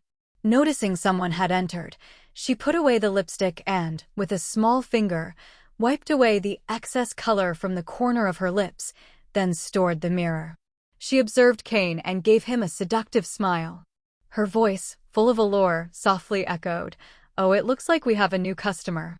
Raising an eyebrow shaped like a willow leaf, with her rosy, radiant face under the candlelight, she gave a slight smile and leaned lazily on the counter, resting her head on a slender, long hand. "Did you come by chance, or were you recommended?" Before Cain could answer, as he approached the counter, the woman wrinkled her nose, detecting a faint smell of blood. She looked at him in surprise and said, "The smell of blood? It seems you didn't enter by chance. So, do you know the store's rules?" "Yes," Cain replied in a rough voice, making it impossible to tell if he was a man or woman or guess his age. Perhaps others didn't know the owner of the store, but Cain was well aware of who it was. The owner of this Pokémon shop was actually the largest Pokémon hunter organization in the Kanto region, the Hunters Guild. All the Pokémon sold in the shop had been captured by guild members. They didn't tame them because they believed that only Pokémon with wild instincts were the most valuable. This woman, who looked fragile, was the store manager, but you shouldn't be fooled by her appearance. She was a registered Pokémon hunter in the Hunters Guild, with a power level equivalent to a quasi-elite trainer. Cain also knew the rules she was referring to. Once a Pokémon was purchased, there were no returns. Moreover, regardless of what Pokémon were seen inside the shop, they couldn't be discussed outside. If someone was found breaking this rule, all guild stores in any region would deny them service. In serious cases, the Hunters Guild might even pursue them. Many of the Pokémon in the shop had been obtained by guild members through various means, including capturing them in protected areas designated by the League or stealing from other dark organizations. The rarest Pokémon were not put on sale in the shop, but were auctioned off at the guild's regular sales. All guild shop customers received invitations, as did some important figures from dark organizations. The Hunters Guild was one of the most powerful organizations in Kanto, only surpassed by the Pokémon League and Team Rocket. Their regular auction was one of the most significant events for underground organizations. Moreover, Team Rocket, the largest organization in Kanto's underworld, had a close relationship with the Hunters Guild. For example, the Pokémon given to recruits in each trial cycle were provided free of charge by the Hunters Guild, so all the Pokémon that the aspirants trained had not been tamed. If you knew this detail, you could understand the close connection between the Hunters Guild and Team Rocket, though the precise details of this relationship were unknown. Upon hearing Cain say he knew the rules, the woman in the leather jacket didn't say anything else. She pulled a bottle of nail polish from under the counter, calmly opened it in front of Cain, and began to paint her nails with complete tranquility. After drying the freshly applied polish, she looked at Cain, who remained unresponsive and felt a bit bored. She pursed her lips and said, "How dull. Tell me, what type of Pokémon are you looking for? And don't ask for a pseudo-legendary. We don't have any here, and even if we did, you couldn't afford them." Saying Cain couldn't afford it wasn't an exaggeration. To be a competent Pokémon hunter, one must have a keen eye. Otherwise, how could they assess if a Pokémon was worth capturing? Seeing the Murkrow on Cain's shoulder, the woman could roughly gauge his overall level. The Murkrow had decent potential, and although its training seemed adequate, its power wasn't very high, indicating it wasn't at an advanced level. That's why she assumed that Cain's strength wasn't too impressive. Even if he were concealing some of his power, it wasn't enough to acquire a pseudo-legendary. Of course, Cain wasn't there to buy one of those. Although pseudo-legendaries are strong, their development cycle is too long. By the time they're fully developed, the Pokémon Cain trains carefully might already be on par in battle. "I want to buy a Miltank." Without further ado, Cain stated his goal. "Oh? Miltank is not a common wild Pokémon. Most of them are monopolized by that family in Goldenrod City. Also, does it really matter if a Miltank is wild or not?" The woman in the leather jacket looked at Cain in surprise. "Is there one?" Cain asked again. The woman shot Cain a seductive look and replied disdainfully, "Humph, how ungentlemanly. Follow me." With that, she took a set of keys from the drawer under the counter and began to walk leisurely toward the back of the store. Cain observed her pronounced curves with some resignation. He didn't dare entertain any inappropriate thoughts, as she was known as a thorny rose and also a powerful quasi-elite level Pokémon hunter. Following obediently behind her, Cain kept his gaze down, focusing on his own feet without looking around. Although she walked in front, the woman in the leather jacket remained attentive to Cain. After noticing his brief glance, she no longer felt his attention on her. She smiled to herself. Usually, anyone who looked at her did so with a certain desire, but the person behind her turned out to be interesting. After a short walk, they stopped in front of a thick gray iron door. The woman took a large key from her keyring and inserted it into the door's single lock. After turning the key twice, the heavy iron door slowly opened. "There you go. These are the Miltank you wanted. See if there's one you like. There are price tags on the cages. When you choose, just let me know." She finished speaking and turned around, humming as she walked away. Her slender fingers played with the keyring, spinning the heavy keys as if the weight wouldn't break her fingers. Cain watched her until she disappeared around the corner before he let out a slight sigh of relief. In his current state, facing such a powerful person kept him on edge. He focused his attention on the cages in front of him, or rather, on the Pokémon inside them. In the small room, there were 5 cages, all containing Miltank, Cain's target. Activating the system to scan, Cain gathered information on those 5 Miltank. In an instant, the Pokémon's data appeared. Cain observed the 5 profiles and began to think. According to the data, these 5 Miltank were quite good, and their levels were within Cain's acceptable range. Visually, except for one that looked older, the other 4 Miltank appeared energetic. Although they looked at Cain with some hostility and fear, they showed no signs of rage or attempts to attack the cages, which was typical of Miltank due to their peaceful nature. However, after being captured by hunters and confined for a while, these Miltank showed some hostility and fear toward humans.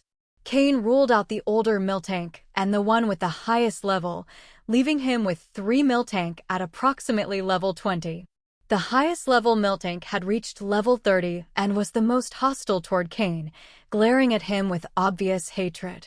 Cain wasn't interested in trying to capture and train a Pokémon with such a strong aversion to humans. Clearly, this Miltank had suffered significant trauma during capture, making it extremely difficult, if not impossible, to tame.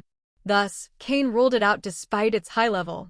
Additionally, high-level Pokémon often have already formed battle patterns, making it challenging to change their style.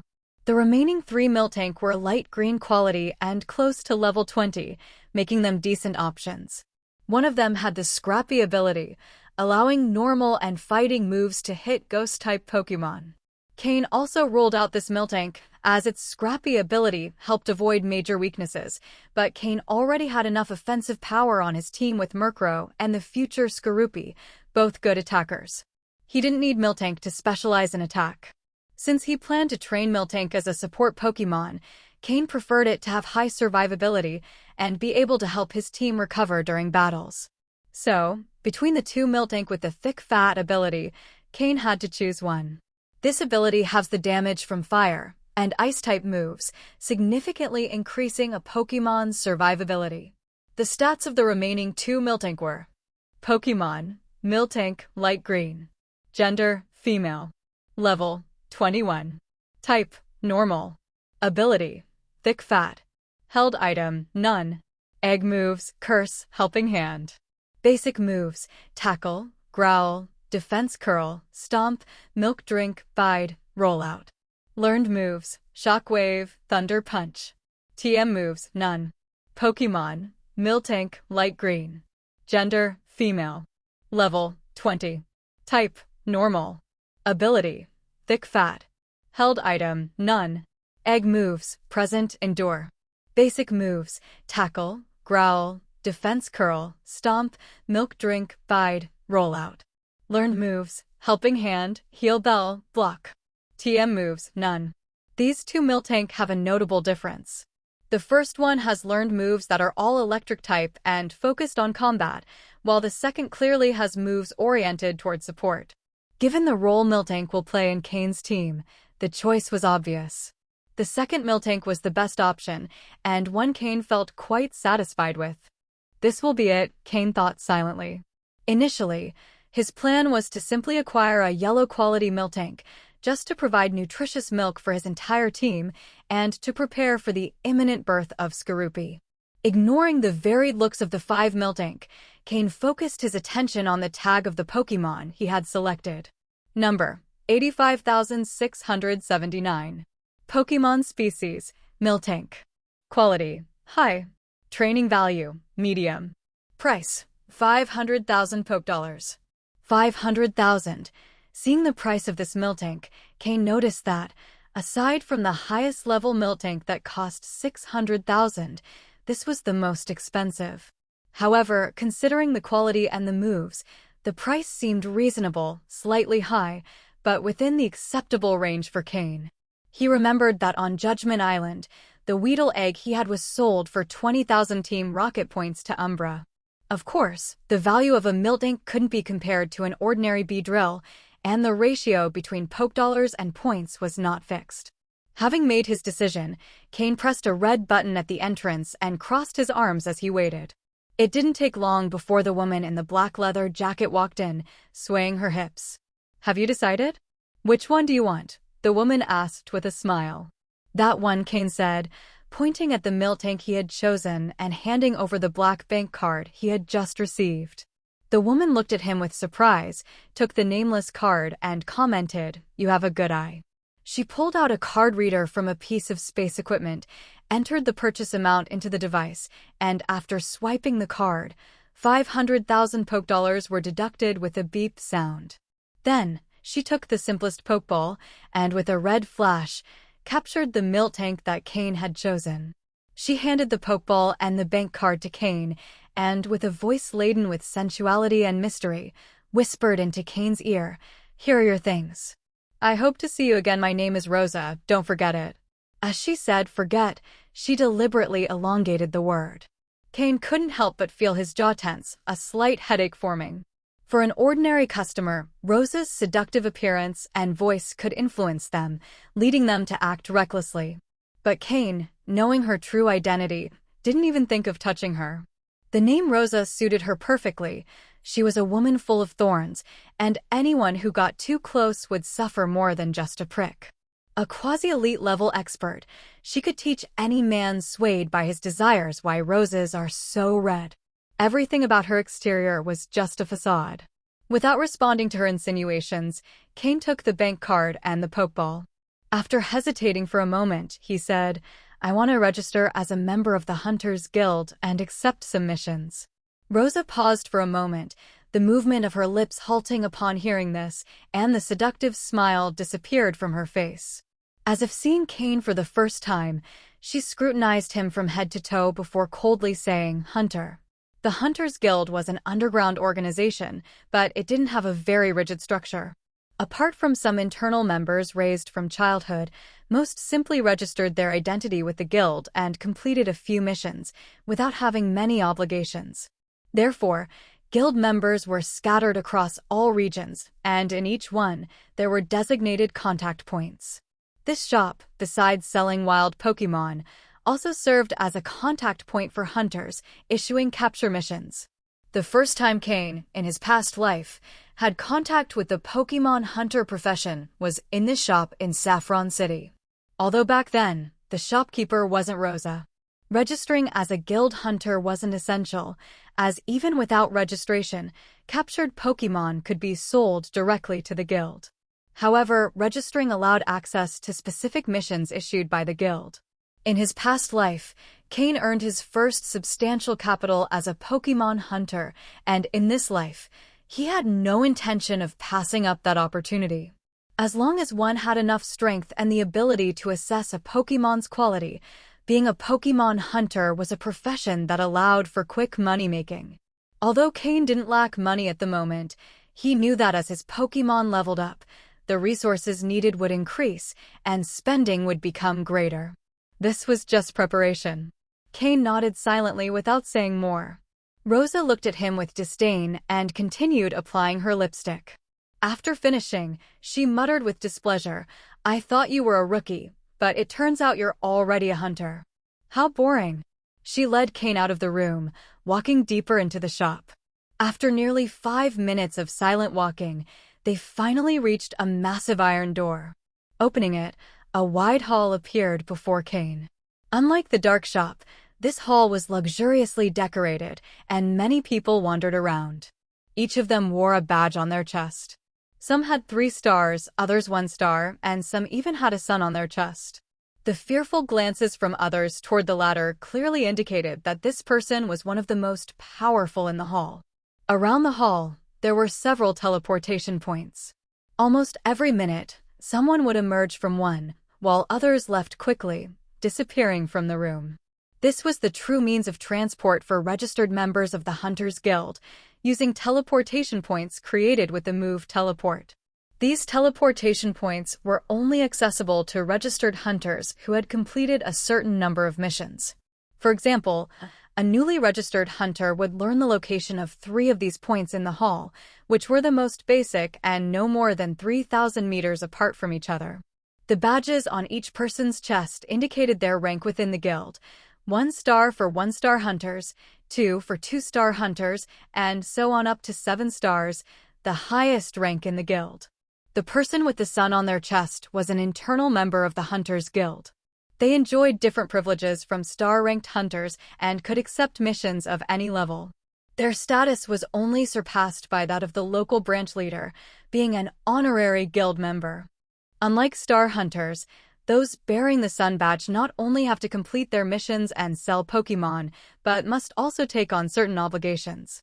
The Hunters Guild has the right to summon them to fight for the guild's cause, which is why these individuals are often considered direct members of the guild. Star hunters secretly refer to them as Sun Dogs. The nickname Sun Dogs refers to the henchmen with the sun badge from the Hunters Guild. However, all of them are incredibly powerful, and the minimum requirement to bear the sun badge is the level of a quasi-elite trainer. When Cain entered the hall accompanied by Rose, his presence drew some attention, but soon everyone returned to their own business. A man wearing the sun badge, who had been sitting on a sofa with a cold demeanor, perked up upon seeing Rose enter. With a smile that tried to appear friendly, he quickly stood up and approached, saying, "Rose, what are you doing here?" When she saw this man, named Logan, approaching, Rose frowned, dropping her seductive demeanor and showing an air of coldness. "What does it matter to you what I'm doing here?" "Logan, why are you always wherever I am?" Logan, with his sun badge, ignored Rose's biting words and replied with a smile, "Well, when I heard you were transferred here as the shop manager, I asked the guild to transfer me too." Rose was used to Logan following her everywhere, knowing that he came from an influential family and had been pursuing her for a long time. To avoid him, she had even accepted the position as manager of a small shop in Saffron City's black market, but even so, he had followed her there. Deciding not to continue the conversation, Rose ignored Logan and headed to the counter, with Cain silently following behind her. Logan, noticing Cain's presence, stopped smiling and frowned, asking, "And who's this?" While looking at herself in a mirror and applying a bit more lipstick, Rose replied without looking at Logan, "Just a rookie. I brought him to register." With Rose's position, she didn't need to personally accompany anyone to register as a hunter. However, at that moment, she was the only one in the shop, and Cain had somehow made a good impression on her. Sometimes, luck just strikes. Cain did not intervene in the conversation between the two and approached the counter to speak to the attendant. "Please register me as a hunter." Logan, seeing that Cain was just a rookie, understood that it was simply one of Rose's daily duties. However, like any suitor, he felt a natural aversion to any other man near the woman he desired, so he decided to show his authority. "If you're new, be careful out there." "The outside world can be very dangerous," Logan commented, seemingly offering helpful advice, but with a tone that hinted at a threat. Despite Logan's words, Cain remained silent, not letting himself be provoked. When one lacks sufficient strength, it's better to keep a low profile. Rose, noticing that everyone's attention in the room was beginning to focus on them, decided to intervene to prevent Logan from causing further trouble. "Logan, that's enough. Remember, you have work to do." Logan, somewhat annoyed by the interruption, shouted to those present, "What are you looking at? Get back to your business." Hearing Logan's command, the people stopped paying attention to them, and he, after observing Cain for a moment, returned to his seat and sat down, drumming his fingers on the table as if pondering something. Finally, the counter attendant, feeling more at ease now that Logan had stepped away, asked in a low voice, "Do you wish to register as a Pokémon hunter?" Cain nodded. With Cain's confirmation, the attendant, relieved that there had been no issues with someone who could ignore Logan, adopted a more professional attitude. Registering as a hunter in the Hunters Guild didn't hold much value at the lower levels, but as one advanced in rank, the advantages became more apparent. Only those with a sufficient rank could accept high-level missions, which offered substantial rewards. Additionally, High-ranking hunters received discounts when purchasing Pokémon, which was also a useful benefit. "All right, what will your hunter name be?" the attendant asked, following protocol. Most hunters don't use their real name, as being a Pokémon hunter is not a profession accepted by the Alliance, and many of them lead a double life. After thinking for a moment, Cain replied, "Joker." That had been his hunter name in his previous life, and he saw no need to change it in this new opportunity. The attendant didn't seem surprised by the name. He registered the name in the system, clicked a few buttons, and an emerald green card emerged from the machine. "This is your hunter card. It will record your completed missions and success rate. It also serves to store guild points. Whenever you accept a mission, you will need this card," the attendant explained, handing the card to Cain. Cain took it, noting that it was still a bit warm. He was now officially a registered hunter in the Hunters Guild, albeit with a 0-star rank. "All right, your registration is complete." "I must go as well," Rose said without looking up as she painted her nails, then left without further farewells. Cain simply nodded silently, watching Rose walk away. Cain headed to a row of computers in the guild's lobby. This is where the Hunters Guild posts its missions. Each hunter can accept missions corresponding to their level using their ID card.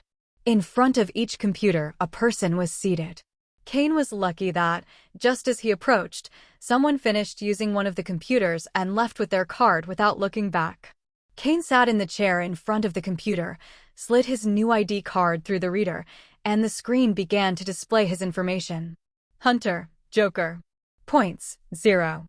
Star ranking, 0 stars. Mission completion rate, none. Comment, "You're a rookie. What are you waiting for? Go hunt Pokémon already." Cain couldn't help but feel speechless upon seeing that final comment. The Hunters Guild always had a habit of adding strange things. Handling the mouse, he opened the mission list, and an avalanche of more than 10,000 0-star missions appeared on the screen. In the guild, only missions matching the hunter's star level can be accepted. Cain had just registered and was only a 0-star hunter, so he could only accept missions of that level. 0-star missions are typically simple and offer limited rewards. If Cain wanted to accept higher-ranked missions, he would have to level up as a hunter. The guild controls hunter star rankings through hunter points, which are based on the value of the Pokémon captured. For example, if he captured a Pokémon worth 100,000 Pokédollars, Cain would earn 100,000 hunter points, allowing him to reach a 1-star rating. From there, the sky was the limit. 2 stars required 500,000 points, 3 stars 1,500,000 points, and 4 stars a staggering 5 million points. As one advances, it becomes increasingly difficult to raise star levels, but the rewards for higher-ranking missions are also greater. Hunter points in the guild function like Pokédollars, meaning that by completing missions, one not only earns Pokédollars but also points that can be used to exchange for Pokémon or items in the guild. This was the main reason Cain registered as a hunter with the guild. However, this doesn't mean the guild loses money. The massive profits generated annually from capturing Pokémon far exceed what is invested. In fact, aside from the Pokémon League and Team Rocket, the Hunters Guild is one of the most profitable organizations. The hunter ranking structure implies that a hunter's level is not entirely related to their strength. With some luck, one could level up quickly. Cain carefully reviewed the mission list. There were many 0-star missions, but he hadn't forgotten that he still had the mission from Umbra, so he chose a mission that could be completed along the way. Finally, Cain selected a 0-star mission that, while simple, presented a greater challenge. 0-star mission, capture a medium quality or higher Nidoran. The higher the quality, the greater the reward. If Cain remembered correctly, there were several groups of Nidoran in the outskirts of Goldenrod City. If he searched carefully, he might find a good quality Nidoran. This way, while completing the mission from Umbra, he could also earn some extra money. After all, as Pokémon level up, the resources they need increase as well. Although Cain had over 1 million Pokédollars, that money was a drop in the ocean for training his Pokémon. He accepted the mission, and the mission list updated, removing the chosen task. Under his profile information, a new entry appeared. Mission: Capture Nidoran in progress. Cain left the computer smoothly and retrieved his card. Right after Cain walked away from the computer, the person waiting behind him quickly sat down and started searching for the missions they needed. Cain adjusted his hood and straightened his clothes before heading to the teleportation circle in the lobby. As Cain walked away, he felt a gaze fixed on him. Logan, who had been sitting on the sofa with his eyes closed, opened them when he saw Cain preparing to leave. He glanced sideways to see which teleportation circle Cain was heading toward. Cain approached one of the 3 circles that zero-star hunters could use. With a slight smile, he slid his card into the reader next to the circle, and with a soft glow, the teleporter activated. Just as Cain activated the teleporter, Logan stood up. After confirming the circle Cain had chosen, a cold smile appeared on his face. Cain was not Logan's initial target, but lately, there had been too many flies buzzing around Rose. As her protector, Logan decided it was time to send a message, and Cain had the misfortune of becoming his target. The veteran hunters in the guild, familiar with Logan's character, looked at Cain with sympathetic eyes.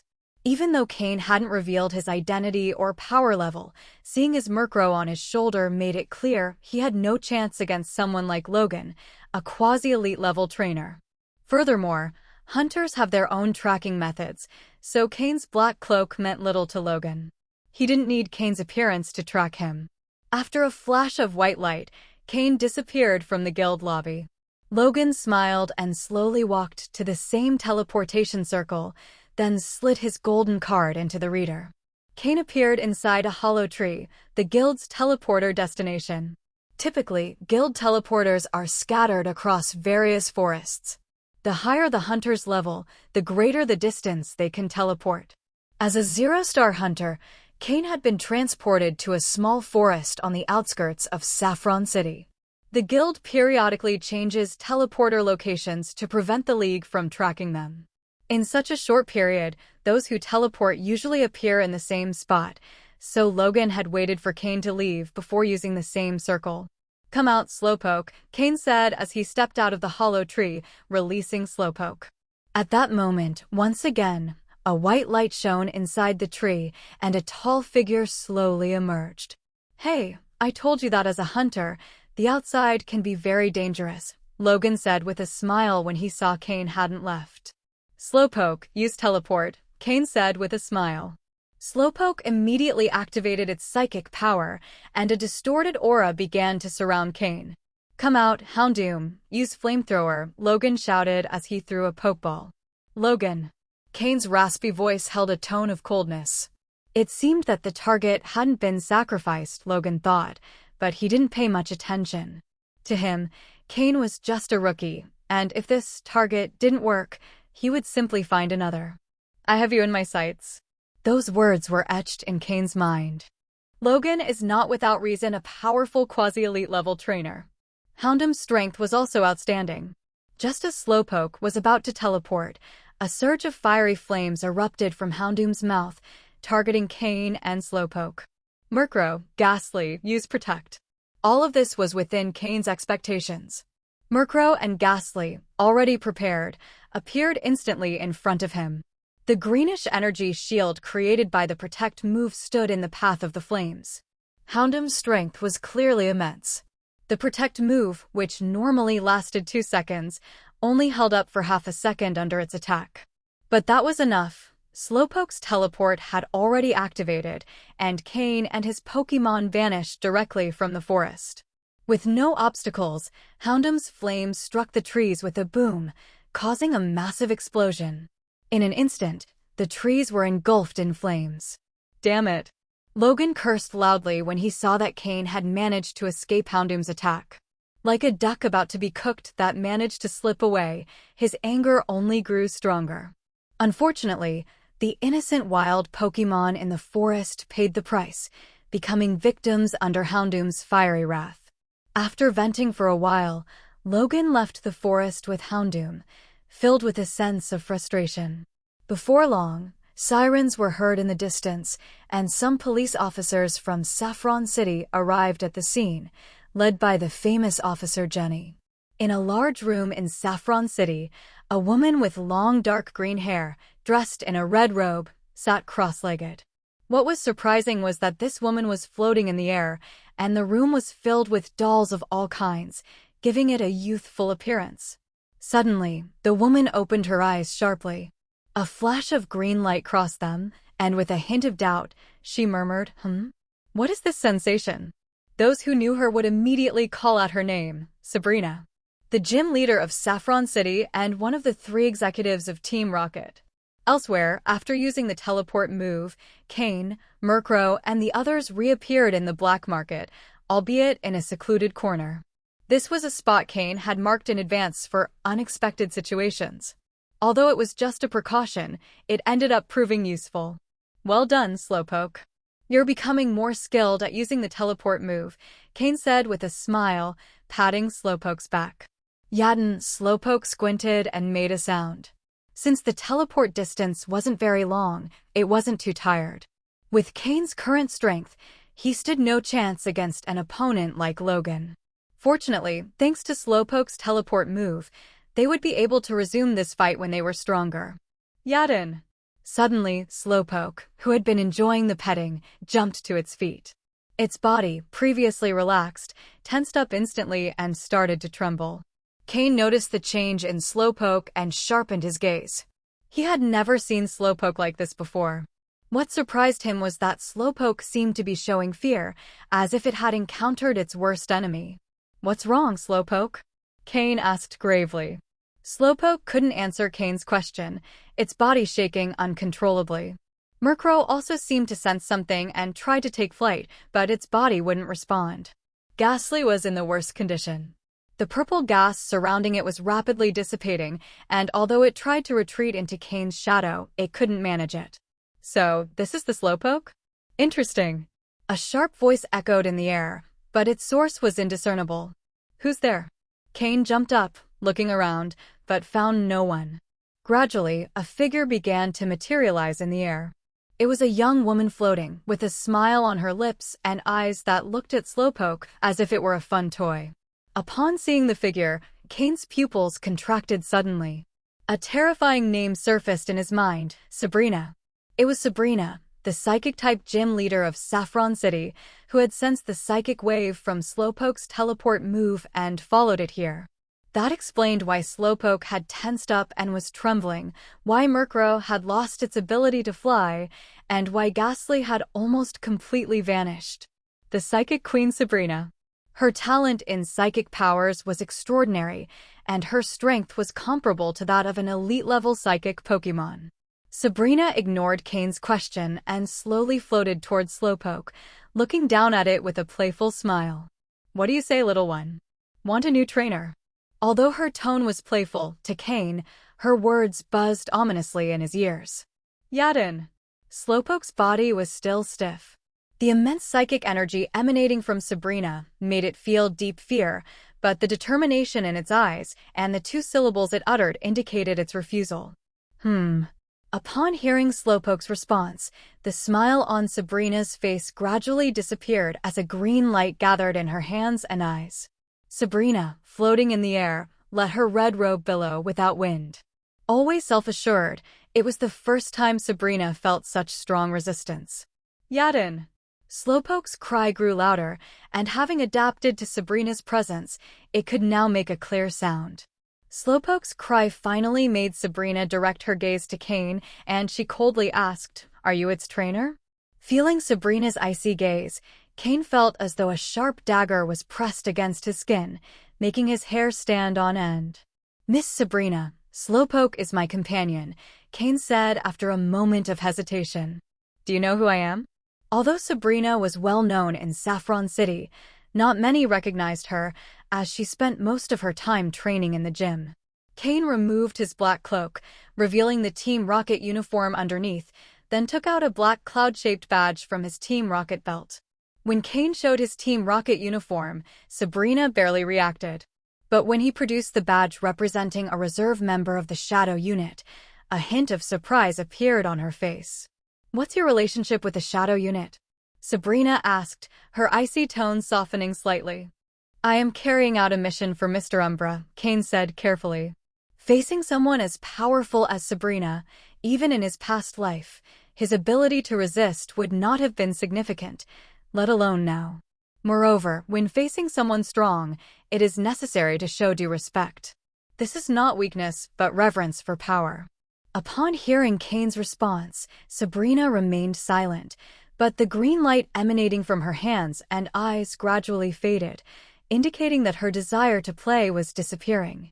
Umbra, that guy, it seems he really suffered a major power loss in his last failed mission, if he now resorts to such a weak boy like you to do his work.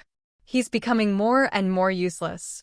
After a moment, Sabrina said this indifferently, as her body descended from the air. She glanced at Cain with a hint of disdain and let out a scornful bah. So boring, I finally found an interesting toy. Sabrina murmured with a childish air, revealing a more youthful side. Sabrina was extremely powerful, but her volatile character and childlike behavior were quite well known among the high ranks of Team Rocket. With playful steps, Sabrina approached Cain, tilted her head, and examined him from head to toe before laughing and saying, "Here's what I'll do. For Umbra's sake, I'll give you one more chance. I'll ask your Pokémon once again if it wants to come with me, and I'll offer you compensation. What do you say?" Before Cain could respond, Sabrina continued, "It's settled." Then she crouched down and, smiling, said to Slowpoke, "Little one, I'll give you another chance to choose. Do you want to come with me? Your potential isn't limited to what it is now. Your weak trainer can unleash all your power. I'll make your strength grow rapidly. What do you say?" Sabrina seemed like a strange older sister trying to lure a child with candy. Her words about Slowpoke's potential made Cain wonder. Slowpoke's potential? However, for Slowpoke, Sabrina's words held no appeal. It slowly shook its head, and then a blue light appeared in its eyes. At the same time, a green light appeared in Sabrina's eyes. Clearly, the two psychic users had begun communicating telepathically. Cain couldn't understand what they were saying, but he saw that after a short time, Sabrina stood up with a look of disgust, glancing at Cain with a hint of envy, as if her favorite toy had been taken away. Seeing Sabrina's expression, Cain decided not to comment and remained silent. However, based on her expression, it seemed that Slowpoke had rejected her. Well, you're lucky. This Slowpoke has considerable potential. Now I understand why Umbra chose you. Sabrina started reverting to her usual demeanor, and her more childish side was fading away. After saying that, Sabrina turned to leave, muttering, "How annoying, I'd better go look for more dolls to play with." Just as Cain was beginning to relax seeing Sabrina leave, she suddenly turned around with a mischievous smile, saying, It's not that simple." Suddenly, Sabrina concentrated a large amount of psychic energy in her hand, and before Cain, Slowpoke, or Murkrow could react, Sabrina struck Cain in the chest. In an instant, Cain felt a searing energy pierce into his body. Although the strike didn't seem very forceful, it felt like a powerful impact, sending him flying backward and falling to the ground. Slowpoke and Murkrow tried to move, but their bodies wouldn't respond. Although Murkrow, being a Dark-type Pokémon, is immune to psychic abilities, Sabrina, as the Psychic Queen, had ways of dealing with Dark-type Pokémon, so Murkrow couldn't resist her power. As for Ghastly, who was already weak, it couldn't do anything. Satisfied, Sabrina dusted off her hands. She hadn't used much psychic energy on Cain, just enough so that his body wouldn't move for half a day, helping her vent some of her frustration. But what Sabrina didn't expect was that as Cain lay on the ground, a faint blue energy began emanating from his body. This energy was very familiar to Sabrina. It was a sign of awakening psychic abilities. With an astonished expression, Sabrina flew to where Cain was, rubbing her eyes to make sure it wasn't an illusion, and murmured, "Is this an awakening?" As someone with exceptional psychic talent, Sabrina instantly recognized what was happening. The bluish waves emanating from Cain's body were a sign that he was awakening psychic abilities. She closed her eyes, fully activating her psychic perception, and after a moment, reopened them. What a lucky boy. His mental strength is 5 times greater than that of an ordinary person, just on the edge needed to become a psychic. It only needed a push, and my strike awakened it. Sabrina couldn't help but feel a bit surprised. Her intention was to punish him a little, but unwittingly, she had helped him awaken his psychic abilities. Although Cain's talent wasn't exceptional and his growth was likely limited, he had still awakened psychic abilities. With training, this could give him some defensive capacity against Pokémon. Psychic abilities are one of the 3 major known capabilities in the Pokémon world, and only one in tens of thousands can awaken them. It requires mental strength 5 times greater than that of an average person for someone to awaken these abilities. Cain, with his 3 lives of experience, had likely developed greater mental strength, giving him a slight advantage. Although it was unlikely that he would awaken naturally, Sabrina's psychic attack stimulated his body, triggering the awakening of his psychic abilities. From that moment on, Cain joined that small group of people in the Pokémon world who possess special abilities. Since psychics are a minority in this world, there is an unspoken rule among them. Whenever possible, they should support each other to survive in the Pokémon world. In the early days of the Pokémon world, before the League existed, there was a nation of psychics where most citizens possessed psychic abilities, regardless of their talent. But that power, which should have been their strength, also became their downfall. Their arrogance and unchecked pride, driven by their superior power, led to a devastating war that spanned the entire world. In the end, that nation of psychics vanished into history. That is why today's psychics have become more discreet, and their elders instruct younger generations to support each other whenever possible. Despite her peculiar character, Sabrina, as a psychic, followed this tradition. So, when she saw that Cain had awakened his psychic abilities, even if his talent wasn't high, she left a simple training manual. Still annoyed, Sabrina tossed the manual and teleported away. Probably that night, her collection of dolls increased in number. He didn't know how long he had been lying on the ground. When Cain woke up, he felt as if his head was going to explode from the pain. Clenching his teeth, with the help of Slowpoke and Murkrow, he managed to slowly sit up. He placed his hands on his temples, which alleviated the pain slightly. His furrowed brow relaxed a bit, and with effort, he managed to open his eyes. Looking at Slowpoke and Murkrow, who showed an expression of concern, he softly opened his mouth, his voice sounding dry and hoarse. "Slowpoke, Murkrow, are you okay? Where is Ghastly?" Kikik. Ghastly's voice also sounded weak as it appeared behind Cain. The purple gas surrounding Ghastly, usually dense, was now much thinner, floating unsteadily in the air, almost fading away. Among Cain's Pokémon, Ghastly was the most affected. Although Sabrina did not attack it directly, her powerful psychic energy had nearly dissolved its body, as Ghastly's level was still quite low. Seeing that Ghastly was weak but fine, Cain let out a sigh of relief. However, as he relaxed, the intense pain in his head returned. Noticing Cain's pained expression, Slowpoke hesitated for a moment, then extended a paw and gently placed it on Cain's temples. With a slight wave of blue psychic energy, it began transferring its psychic power to Cain's mind. Instantly, a cool, soothing sensation arose in his temples, greatly relieving Cain's pain. The feeling was so pleasant that he almost let out a moan, but he managed to hold back. Surprised, Cain glanced at Slowpoke.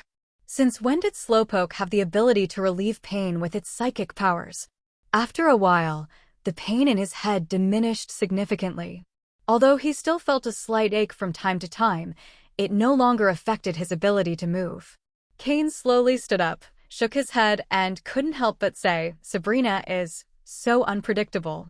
Initially, he had wanted to say something harsher, but remembering Sabrina, who had appeared suddenly, his words turned into a resigned complaint about her unpredictable nature. Slowpoke showed an expression of doubt, as if it was pondering something. Cain noticed Slowpoke's unease and asked, "What is it, Slowpoke?" Hearing Cain's question, Slowpoke used telepathy to communicate. A soft voice resonated in Cain's mind. "Master, it seems that you have awakened." "Awakened? What does that mean?" Slowpoke's words left Cain stunned. Awakened? Awakened what? At that moment, Murkrow, with a manual in its beak, flew toward Cain. Cain took the manual that Murkrow brought and saw that on the thin cover it read, Psychic Training Manual, Volume 1. Psychic Training Manual? Awakened? Awakened as a psychic. Cain was confused. Could it be that Sabrina's blow had awakened him as a psychic? Hearing Cain's monologue, Slowpoke, Murkrow, and Ghastly nodded simultaneously. Although they couldn't move when Cain awakened, as Pokémon sensitive to psychic power, they perceived a faint psychic energy emanating from Cain. Although that psychic energy was extremely weak, there was no doubt that he had awakened. But why can't I feel anything? Cain was surprised to see his Pokémon confirming his awakening, but he couldn't perceive it himself. Slowpoke was also puzzled. Murkrow and Ghastly weren't psychics, so they couldn't provide insight. Although Slowpoke had innate psychic abilities, it didn't know much about the psychic awakening of others. At that moment, Cain remembered the manual in his hands. This manual must have been left by Sabrina, and it probably contained the answers he needed. Fortunately, although the manual was thin, it didn't have any unnecessary words. The first page described how to use psychic abilities in their initial stage. The simplest way to use psychic abilities is to focus psychic energy on an object, move it, or change its shape. For someone who has just become a psychic, the best way to test it is to try moving an object. After reading the first page, Cain couldn't contain himself and closed the book immediately, focusing his gaze on a small, fist-sized rock on the ground. He concentrated his thoughts on moving the rock.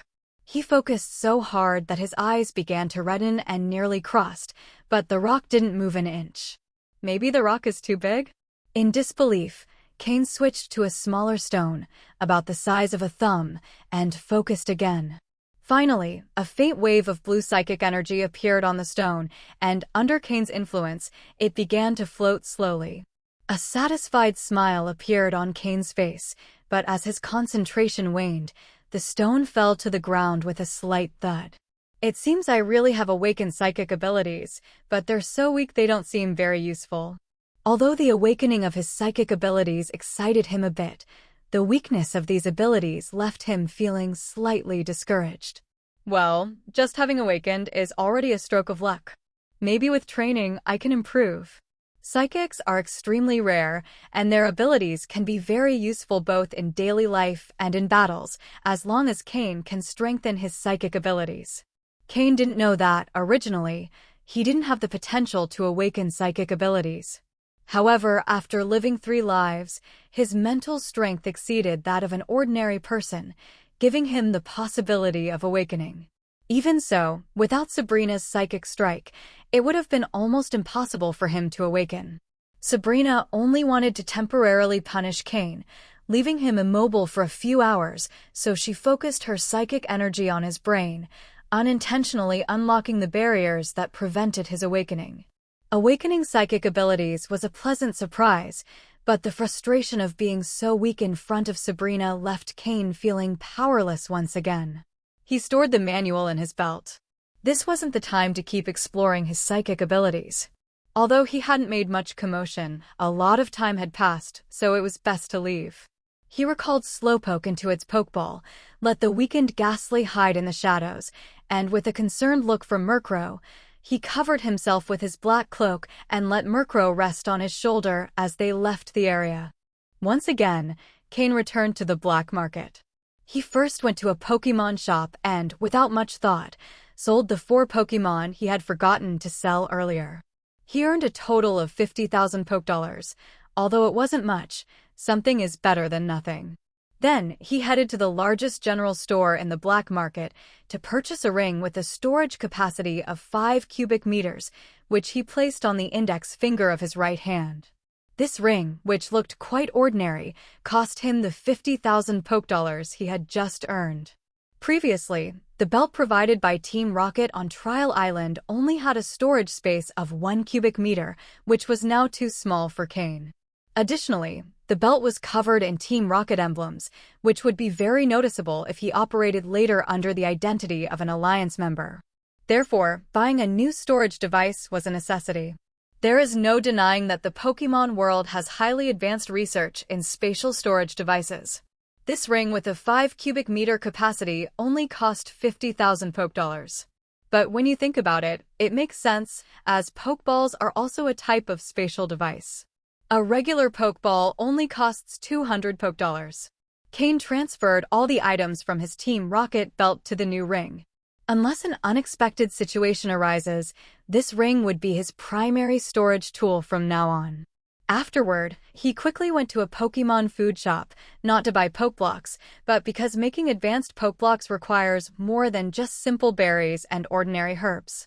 Furthermore, Cain wanted to create Pokeblocks tailored to each of his Pokémon, which required buying rare items. He completely ignored the variety of Pokeblocks in the store, even the advanced Pokeblocks, which did not interest him at all. However, seeing the prices of those advanced Pokeblocks, he couldn't help but exclaim again, they really are a goldmine. A common universal Pokeblock, usable by any Pokémon, is priced at 500 Poke Dollars per unit. That's just the price of a single unit, and considering that a normal-sized Pokémon could consume several dozen in one meal, and that the higher the level of the Pokémon, the greater its appetite, the cost of a meal could reach several thousand or even tens of thousands of Poke Dollars. Every time Cain saw these prices, he felt tempted. However, with his current skills, he was not yet in a position to sell advanced Pokeblocks. If others knew that someone with his skills was already capable of making advanced Pokeblocks, it wouldn't bring him wealth, but rather disaster. This particular shop was owned by several Pokémon breeders residing in Saffron City. One of them was an advanced breeder, so even in the black market, no one dared to cause trouble in the shop. Under the puzzled gaze of the shop attendant, Cain spent a total of 1 million Poke Dollars. Generally, most people go to Pokémon food shops to buy Pokeblocks, but Cain ignored those popular Pokeblocks and instead focused on strange and expensive items. This is why the attendant looked at him strangely. However, those who truly understood Pokémon breeding might have guessed that Cain was a high-level breeder just by the items he was purchasing. Among other things, Cain bought powdered horn from a quasi-elite level Houndoom, which contained the highest amount of Dark-type energy, and powdered feather from a quasi-elite level Pidgeot. These two ingredients were essential for making Pokeblocks for Murkrow. For Slowpoke, he purchased low-quality Psychic Stone Powder and a Shed Scale from a quasi-elite level Gyarados to enhance its Water and Psychic-type moves. The material for Ghastly was quite special and also the most expensive, a small piece of low-quality black sludge of the Poison type, along with a ghostly band that had been in contact with Ghost-type Pokémon for a long time. As for Skorupi, although it hadn't hatched yet, Cain also prepared materials for its Pokeblocks in advance, purchasing a Heracross exoskeleton and the same poison-type materials he had bought for Ghastly. Due to these strange and costly materials, Cain spent a total of 1 million Poke Dollars. However, if these materials were combined with the right berries and herbs to make advanced Pokeblocks, their value could multiply tenfold. After purchasing these materials, he also spent 100,000 Poke Dollars on special berries and herbs. Upon leaving the store, Cain had only 700,000 Poke Dollars left, so he asked the clerk to transfer all his money to his bank account linked to his Alliance ID card and then discarded the nameless black bank card he had been using. Although the card had no name, Cain didn't know if Team Rocket had done something suspicious with it, so he decided to get rid of it to be safe. Of the 3,600,000 Poke Dollars he had recently earned, in less than a day, only 700,000 Poke Dollars remained. This shows how expensive it is to raise Pokémon, even when one can make their own Pokeblocks. For an ordinary person, raising a Pokémon properly is a gigantic investment. And these expenses would only cover his Pokémon's needs for a while. When the Pokeblocks ran out, he would need to buy more, and as his Pokémon's levels increased, the materials he would need would become even more expensive. With his body a bit tired, Cain left through one of the exits of the black market without attracting attention. As for Slowpoke's teleport move, Cain no longer dared to use it casually in Saffron City. Sabrina had left a deep impression on him, and although thanks to her he had awakened his psychic power, no one wants to face an opponent they have no chance against. Once outside the black market, he hid in a corner and changed into the Alliance uniform he had worn earlier. Then, he took a taxi and headed straight for the Pokémon Center in the city center. When he arrived at the Pokémon Center, it was already completely dark. Although he initially had plenty of time, his unexpected encounter with Sabrina had left him unconscious for 3 or 4 hours. After showing his Alliance ID card, Cain rented a room at the Pokémon Center and then spent a few more Pokédollars to have the staff bring food for him and his Pokémon directly to his room. After enjoying a hearty meal, he collapsed heavily onto the bed. The day's experiences had been intense and chaotic, leaving him mentally and physically exhausted. Moreover, the headache he had felt since awakening his psychic power hadn't completely disappeared. Fatigue spread through his body as he relaxed on the bed, and finally, he fell into a deep sleep. Sleeping at the Pokémon Center, although the rooms are not luxurious, is almost absolutely safe. Unless there is a war or a terrorist attack, the Pokémon Center, as a symbol of the Alliance, represents safety. When he woke up again, it was already morning. Cain, who had developed an internal clock during his time on the trial island, opened his eyes just as dawn broke. The headache caused by the awakening of his psychic powers had finally disappeared completely after a night of restful sleep. As he got up, Cain's movements also woke Slowpoke and Murkrow. After ordering a hearty breakfast from the Pokémon Center staff, Cain and his 3 Pokémon quickly finished their meal. Cain conducted some indoor training exercises with his Pokémon. Since they were in the Pokémon Center and Cain held the identity of a league trainer, it was better to avoid exposing Murkrow and Ghastly unnecessarily. Cain still wanted to keep his connection to Team Rocket hidden. While the Pokémon engaged in simple indoor exercises, Cain outlined his plan for the day. Crafting Pokeblocks was a priority, especially since Murkrow and Slowpoke were nearly out of their intermediate-level Pokeblocks. Additionally, Ghastly, who had joined the team some time ago, still hadn't received appropriate Pokeblocks due to the lack of materials.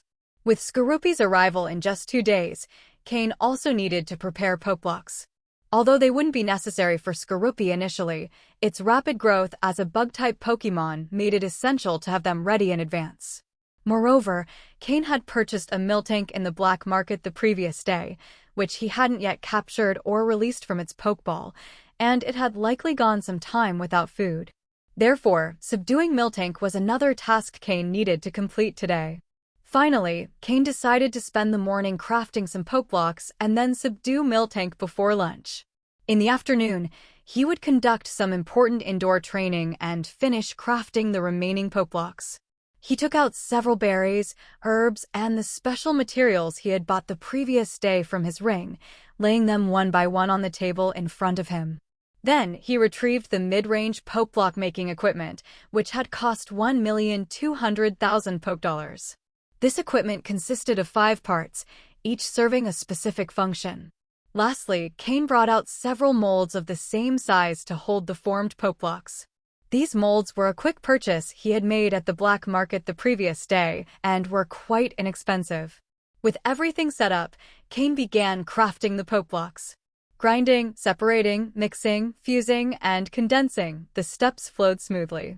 Cain had left behind the rudimentary tools from the trial island, accelerating the manufacturing process at least tenfold. The Pokémon watched the process intently, occasionally swallowing with anticipation, which made Cain smile. The scent of advanced Pokeblocks was much stronger than that of intermediate ones.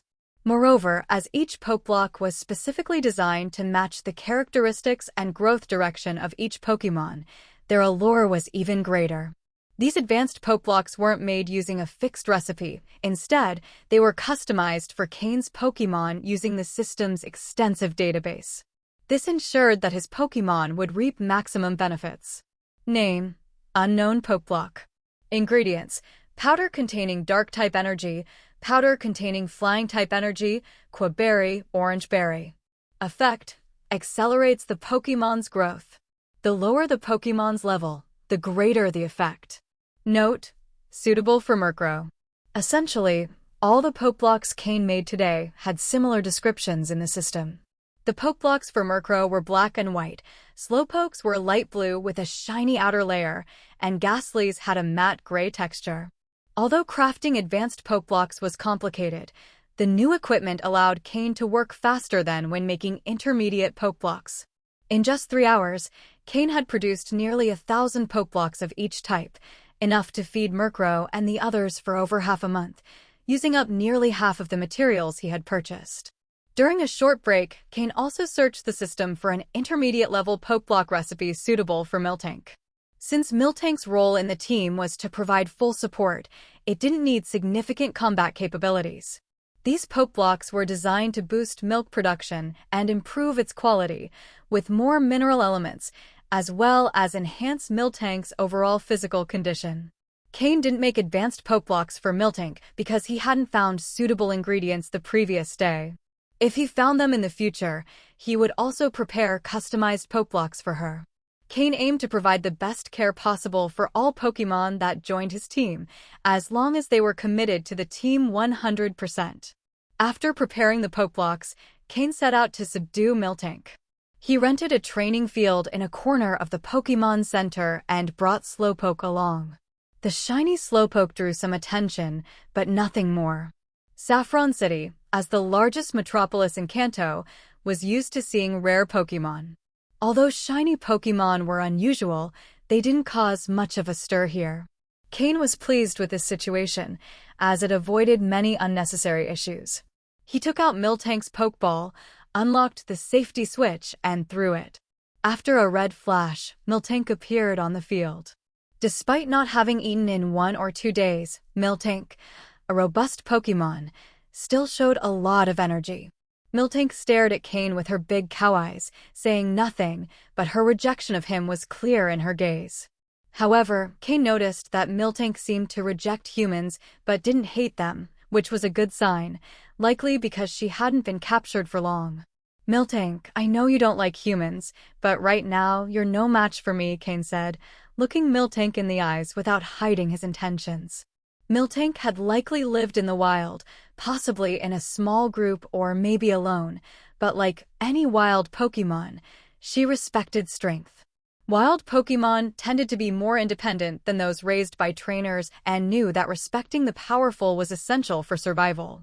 Upon hearing Cain, Miltank looked puzzled and then glanced at Slowpoke, who was brimming with determination. Since leaving the trial island, Slowpoke hadn't had a good battle and was eager for one. After a moment of silence, Miltank slowly shook her head. Miltank knew she wasn't built for direct combat, and her movements reflected her lack of interest in fighting. Miltank let out a high-pitched sound. Cain didn't quite understand what it meant. Did shaking her head imply she didn't know who would win in a fight? Yadun. Slowpoke's eyes glowed blue as he used telepathy, directly connecting with Miltank's consciousness, and the two Pokémon began communicating immediately. Cain watched Slowpoke and Miltank from the side without interfering, trusting that Slowpoke wouldn't do anything pointless. Telepathy is a form of communication at the consciousness level, so the conversation between the two Pokémon ended quickly. The effect was quite evident. Although Cain didn't know exactly what Slowpoke had said to Miltank, he could see that the alertness and rejection in Miltank's eyes had disappeared. When she looked at Cain, there was a hint of calm in her gaze. "Master, her story is very similar to mine, except she was separated from her group when she was young. She hopes you can help her find her group, and if you do, she will be willing to follow your orders." Slowpoke's voice resonated in Cain's mind. He was getting better at using telepathy. In reality, the communication between Slowpoke and Miltank wasn't limited to that. Slowpoke also shared some of his experiences with Cain and how Cain had changed his life, ultimately convincing Miltank. Their similar experiences made Miltank more willing to listen to Slowpoke's advice, so she finally decided to try approaching Cain. Of course, Slowpoke's strength was also an important factor in Miltank's decision. For a human who had captured a Slowpoke stronger than her and made him so loyal, Miltank's resistance to being captured wasn't very strong. Upon hearing what Slowpoke had said, Cain was momentarily surprised. He knew it wasn't that simple, but if Slowpoke said so, it meant he had managed to convince Miltank with his own method. A smile appeared on Cain's lips as he slowly approached Miltank. Although she looked at him with a bit of discomfort, Cain gently placed his hand on her head. "Please take care of me from now on, Miltank," Cain said with a smile. He hadn't expected Miltank's capture to go so smoothly. He originally thought he would have to battle and then offer her something to earn her trust. "Me?" Miltank stiffened when Cain's hand approached her, and when she finally felt his hand on her head, she remained still. She felt the warmth emanating from Cain's small hand, a friction that conveyed trust. It was the first time she had felt something like that since being separated from her group. She had been living alone all this time, finding food and shelter without anyone's help, which had made her lonely. Survival in the wild is harsh, and since she didn't like fighting, her life had been even harder. The moves she had learned were taught by other kind Pokémon in the wild who showed her how to heal herself when she got hurt, so she only knew supportive moves. When she was captured, she didn't put up much resistance. In fact, she was the calmest among the Miltank in that room, seeing humans as just another type of Pokémon. Losing a fight was something she was used to. But when Slowpoke, who had similar experiences, explained to her the difference between humans and Pokémon and told her about the bonds between them, she decided that it might be worth giving it a try. She wanted to see what humans and Pokémon were all about. Looking at Miltank, who had remained still, Cain smiled again and patted her head, pulling out an intermediate-level poke block specially prepared for her from his ring. "Miltank, would you like to try this?" Miltank sniffed and caught an aroma she had never smelled before, a scent so delicious that she involuntarily began to salivate. Hesitating, she looked at Cain, finding a look of affirmation in his eyes. "Is he really going to give me something so delicious?" Miltank thought. "Yadun." The sound from Slowpoke gave her the final confirmation, and Miltank ate that strange and beautiful object that smelled so good in one bite. The instant the poke block entered her mouth, Miltank's eyes lit up, and she began to chew slowly at first, then more quickly, finally swallowing with a hint of regret. Under the watchful eyes of Cain and Slowpoke, Miltank's pink cheeks blushed slightly. Cain, seeing Miltank's expression captivated by the poke block, nodded with satisfaction. He had finally won over the timid Miltank. However, Cain added at the end, "Miltank, I promise I'll help you find your group, but now that you're my Pokémon, you must follow my orders. If at any point you disobey and it affects our battles, I might not be as understanding." Cain adopted a serious expression. Although he trusted his Pokémon, there were things he needed to say as a trainer. "I know you probably don't like fighting. I can reduce the number of times you have to battle, but you must not neglect the necessary training. My only requirement is that you strive to survive and take care of your teammates," Cain continued. Miltank, seeing Cain, who had been smiling, suddenly turned serious, understood the importance of his words. After a brief moment of doubt, she nodded firmly. "Me."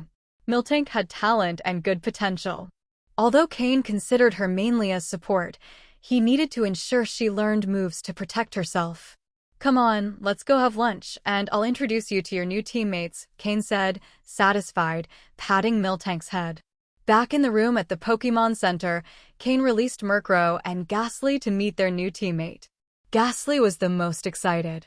As the last one to join the team, he had always been the youngest, and although he had two older brothers who took good care of him, he didn't want to remain the youngest. Finally, with the arrival of a new companion, Ghastly was thrilled, spinning around Miltank, showing his joy, which made the shy Miltank feel even more bashful. As for Murkrow, as the team leader, he flew onto Miltank's back and patted her shoulder with his wings, indicating that she could come to him anytime. Knowing that Miltank was the first girl on the team, they worked even harder, promising to protect her at all costs. Miltank, encountering so many Pokémon wanting to approach her for the first time, felt a bit embarrassed, but being clever, she invited them all to try her delicious milk. Miltank's milk is extremely nutritious and tasty, always commanding a high price in stores. In the blink of an eye, all the Pokémon who tried it were won over by Miltank. The milk not only tasted amazing, but also revitalized their bodies, tired from the morning training, making them feel full of energy. After finishing a pleasant lunch, although Miltank isn't very talkative, she integrated into the team. And since she's a girl, both Murkrow and Ghastly take good care of her. Even Ghastly, who is usually mischievous, puts in the effort to make her laugh. During the afternoon, Cain stayed in the room making poke blocks, while the Pokémon continued with their internal training, just as they had done in the morning. Currently, Murkrow is carrying a 10 kilograms weight. This weight affects his speed, but it doesn't greatly limit his combat capability. As for Slowpoke, everything in the room has become an object he controls with his psychic powers. His control over his psychic abilities is becoming increasingly precise, lifting each object and placing it in its proper spot, which enhances his mastery of his powers. Ghastly, due to the space limitations, can't train his special moves, so his training focused on physical exercises throughout the day. He's left his mark in every corner of the room. Miltank, who joined the training for the first time, wasn't very accustomed to it, but it's evident she's making an effort to fit in. Today, Cain assigned her simple tasks, doing some basic physical exercises to restore her body's condition, as she had been locked up for a while, and producing some milk to replenish the energy of the Pokémon. All the remaining milk was stored in Cain's spatial ring. Although the training was tough, watching her companions train so diligently filled Miltank with motivation. Cain collected the last completed poke blocks. With this, all the purchased materials had been turned into high-quality poke blocks, enough to feed the Pokémon for over a month. A month's worth of food will cost more than $1 million Pokedollars, and with more Pokémon joining and getting stronger, they will eat even more. Earning money has become an urgent need. After storing all the poke blocks in his storage space, Cain finally had time to review the psychic training manual that Sabrina had left him. He had read a brief introduction before, explaining how a psychic should use their abilities. Currently, Cain can barely lift a small pebble the size of a thumb with his psychic power, and not for very long. Overall, it's not very useful. I hope this book has more useful information, Cain thought as he looked at the thin manual. However, when he started reading the content, he became completely absorbed. A whole new world opened up before his eyes. 2 hours later. Phew. He exhaled deeply. Although it was just a few-page book, it took Cain 2 hours to read it. It turns out that both psychics and aura power users, known as aura warriors, have similar classifications, ranging from the initial level to intermediate, advanced, and finally, the maximum level. The book didn't describe the classifications for aura power or aura, but it did dedicate quite a bit of space to explaining the classifications for psychics. Among psychics, there's an item called the telekinetic pearl, which isn't very expensive but allows one to assess the level of a psychic. It also works for Pokémon. When a psychic can lift 100 orbs, they're considered an initial level psychic. If they can lift 1,000 orbs, they're intermediate level, and if they can lift 10,000 orbs, they're advanced level. The book didn't describe how a maximum level psychic is classified, possibly because the author didn't know of its existence or because such a level is just a conjecture. I don't know what level Sabrina is at, but if she hasn't reached the maximum level, then very few in this world could have. Another part that caught Cain's attention was the talent classification among psychics. That's right, just as Pokémon have different levels of potential, each psychic has a unique talent, and this talent largely determines how far they can go. The minimum requirement to awaken psychic abilities is to have 5 times the mental capacity of an average person. According to what Slowpoke explained to him, Cain barely meets this threshold, and if it hadn't been for Sabrina's psychic stimulation, he probably never would have awakened his powers. People with 5 times the mental capacity of an average person have the lowest talent level. The book mentions that if they train consistently and are lucky enough, they might become initial-level psychics in about 30 years. Upon reading this, Cain almost threw the book away. 30 years? By the time he becomes a psychic, it'll be too late to be useful. It's worth noting that some of the basic abilities of psychics, such as telepathy, can only be used once they become initial-level psychics. And according to the description in this book, Cain probably won't have any relation with telepathy in his lifetime. With patience, he continued reading. He discovered that those who awaken with 10 times the mental capacity of an average person are considered ordinary psychics and have the possibility of reaching the initial level in about 5 years. If they awaken with 20 times the mental capacity of an average person, they have a possibility of reaching the intermediate level, but it's only a possibility. To become an intermediate level psychic, one needs to have 50 times the mental capacity of an average person upon awakening, which would also give them a chance to reach the advanced level. The book didn't detail talent classifications beyond this. Aside from all this, most of the book explained how to use basic psychic abilities, like the levitation Cain had been practicing with small stones. There were a few pages marked as important, describing the basic training methods. This is why Sabrina had left the book for Cain.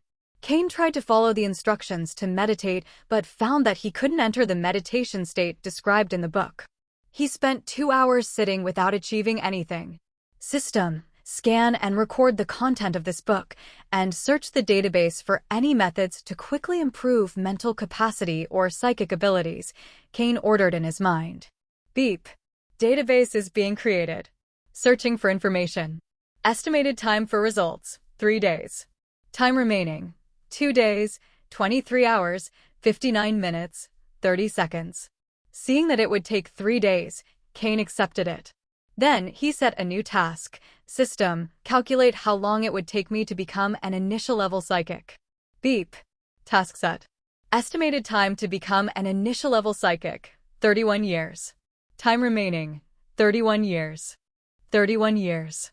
I simply shouldn't have gained this ability. They give you a bit of hope only to extinguish it with a bucket of water, Cain couldn't help but complain in his mind. It seems that trying to improve psychic abilities with just the training methods in this book won't be very likely. I still need the help of some external items. I hope the system can find something useful in the database. The entire afternoon passed this way. The Pokémon also trained all afternoon. Since leaving Judgment Island, they hadn't had effective battles, so with their overflowing energy, they could only release it through training. This should be Cain's last day in Saffron City, as tomorrow he will head to Goldenrod City in Johto.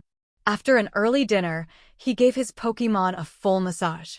Except for Ghastly, who could only watch enviously, Murkrow and the others relaxed a lot under Cain's skillful hands, easing their tense bodies after a whole day.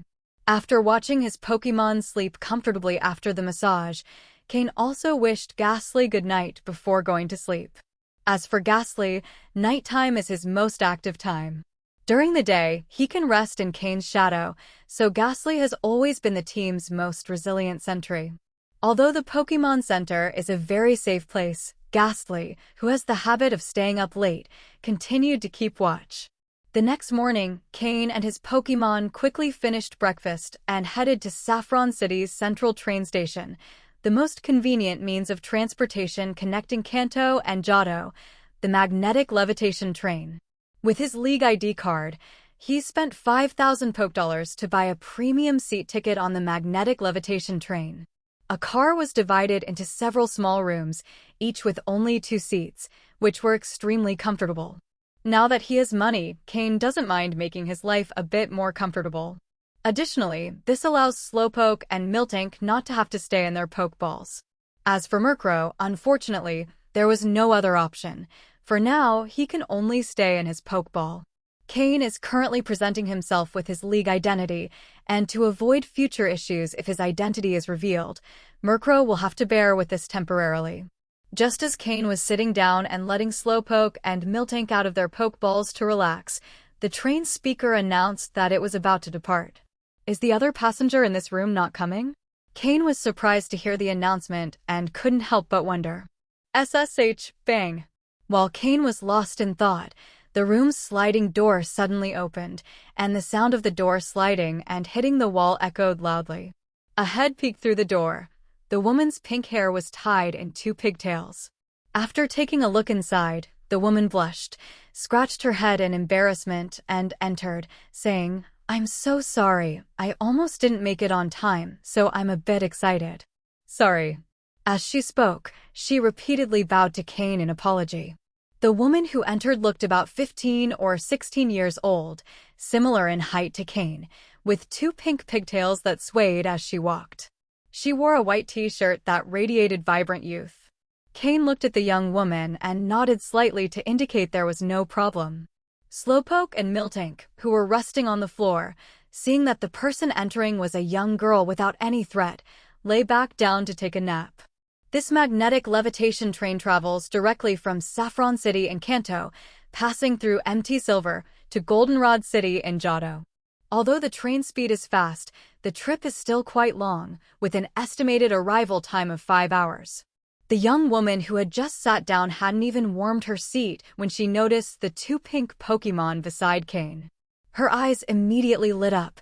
She jumped out of her seat and ran to observe Slowpoke first, and then Miltank. Cain noticed the young woman's behavior and couldn't help but frown slightly.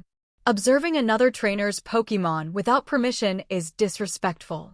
Although Cain didn't sense any malice from the young woman, he still felt a bit uncomfortable. It wasn't until after a few minutes of close observation that the young woman realized her behavior had been rude. Sorry. I didn't mean any harm, I just...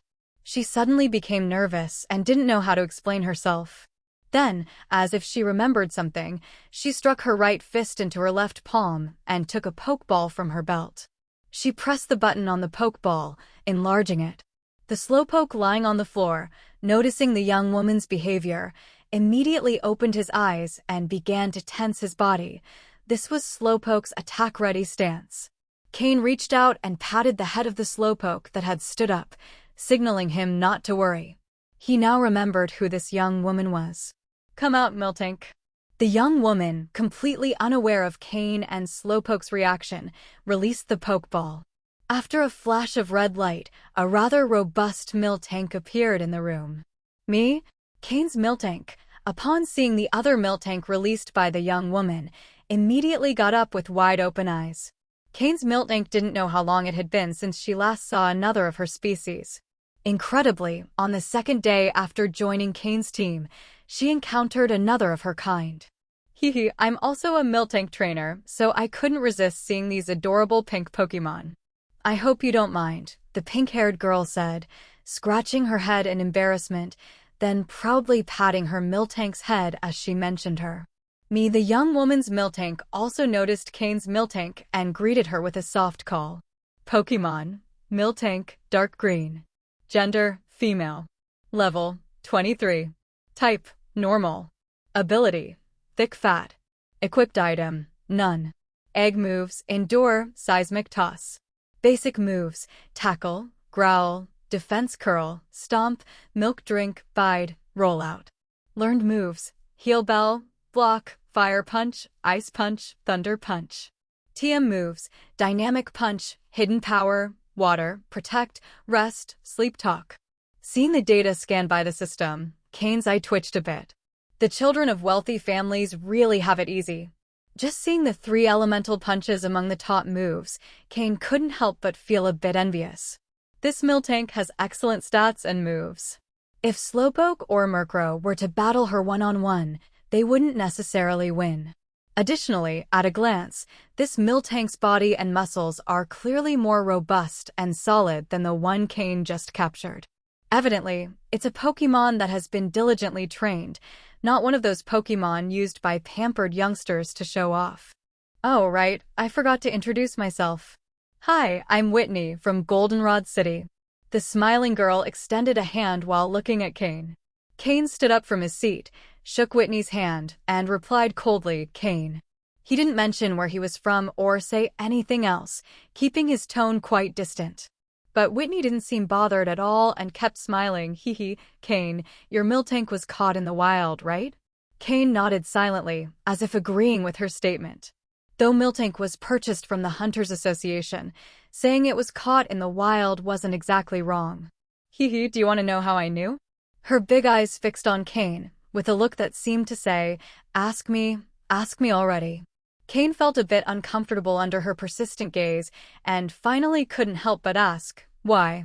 Because my family owns a Miltank farm. Most of the Miltank come from our farm, and I don't recognize this one of yours, so it must be wild. I know all the Miltank on our farm, Whitney said proudly. So this was Whitney, the heiress of the Goldenrod City Gym, the prized gem of the richest family in Goldenrod City. Nearly all the Miltank in the Pokémon world are controlled by this family, much like the Joy family controls Chansey and the Jenny family Grolive. It's rare to find wild Miltank nowadays. Through the sale of high-quality Moo Moo milk, Whitney's family has earned enormous wealth. Goldenrod City, being the largest city in the Johto region, holds an equivalent status to that of Saffron City in Kanto. And the most powerful family in Goldenrod City is Whitney's family, with their Miltank farm as their most lucrative business. As for Whitney's claim that she knows all the Miltank on her family's farm, Cain preferred not to comment. With thousands of Miltank on the farm, how could she possibly know them all? It's no wonder Miltank is her signature Pokémon. Her love for them is obvious. Whitney had a very lively and chatty personality. Though sometimes she was a bit clumsy and careless, she was generally kind-hearted. Because Cain also had a Miltank, Whitney kept chatting with him throughout the journey. However, most of the time it was Whitney talking and Cain listening. "Hey, Cain. Where did you capture your Miltank?" "Cain, your Miltank doesn't seem fully developed. I have a suggestion. Want to try it?" "Cain, your Slowpoke is so adorable." "Cain." As the energetic Whitney kept talking, Cain began to feel a headache, but couldn't do much about it, so he just endured her questions in silence.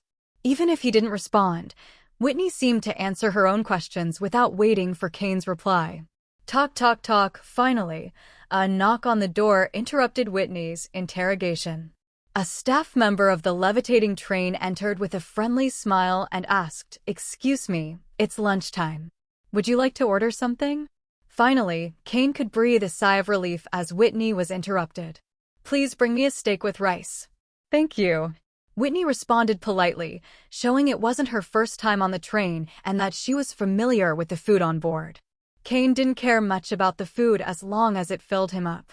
He wasn't picky, so he also ordered a steak with rice. "Please bring me a steak with rice as well." After taking both orders, the staff member smiled and nodded. "Very well. Please wait a moment. Your lunch will be ready shortly." With that, he slowly left the compartment, closing the sliding door behind him. Being interrupted, Whitney fell silent for a moment, allowing Cain to relax a bit. Slowpoke remained lying by Cain's chair with its eyes closed. To others, it would appear as if it was sleeping, given the natural habit of Slowpoke. But in reality, it was training its meditation, essentially using the move Calm Mind. Cain's plan was for Slowpoke to be able to meditate anytime and anywhere, which required a long period of practice. For now, Slowpoke could only meditate while resting, and it was nearly impossible for someone without psychic abilities to notice. Though Cain's psychic abilities were weak and newly awakened, he could perceive the powerful psychic energy flowing within Slowpoke. Meanwhile, Miltank was sitting next to Whitney's Miltank on the floor, chatting.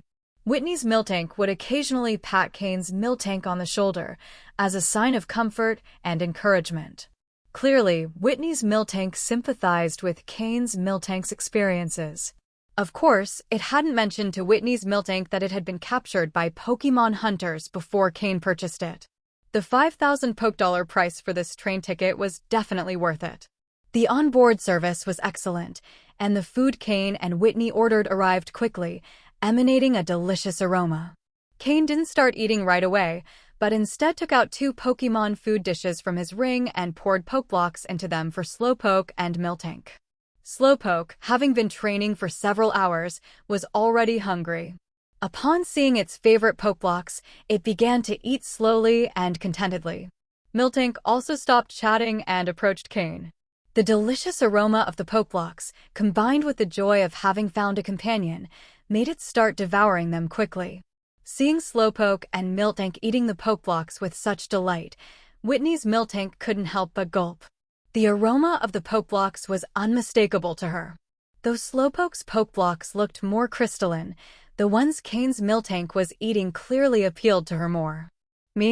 Cain's Miltank noticed and quickly pushed its food dish toward Whitney's Miltank, inviting her to share as a good friend. Whitney's Miltank swallowed and looked at her trainer for permission. "Cain, Where did you get those Poke blocks? Miltank seems to love them. Whitney didn't pay much attention to Slowpoke's Poke blocks, since as an heiress from a wealthy family, she was used to seeing high-quality Poke blocks. However, the Poke blocks Miltank was eating, though they looked ordinary, clearly appealed to her. With Whitney's permission, her Miltank also joined in, and it was evident she had a bigger appetite than Cain's Miltank, as Cain had to add Poke blocks 2 more times. Hearing Whitney's question, Cain hesitated a bit before replying, "I make them myself." "You made them yourself?" "Yourself." Whitney exclaimed in surprise when she heard Cain's words, and then, realizing she had raised her voice too much, she quickly covered her mouth with her hands. She leaned closer to Cain and cautiously asked, "You made these Poke blocks yourself? Are you an advanced breeder?" Her eyes shone with admiration. Cain put his hand to his forehead, a bit worried, but still answered, "No, do you really think I could make advanced Poke blocks at my age? I made the intermediate ones for Miltank myself. The ones for Slowpoke I bought elsewhere." "Oh," Whitney said with a long exclamation, but the admiration in her eyes didn't diminish one bit. "You look about my age, yet you're already an intermediate breeder, while I still don't have the skills to inherit my family's gym."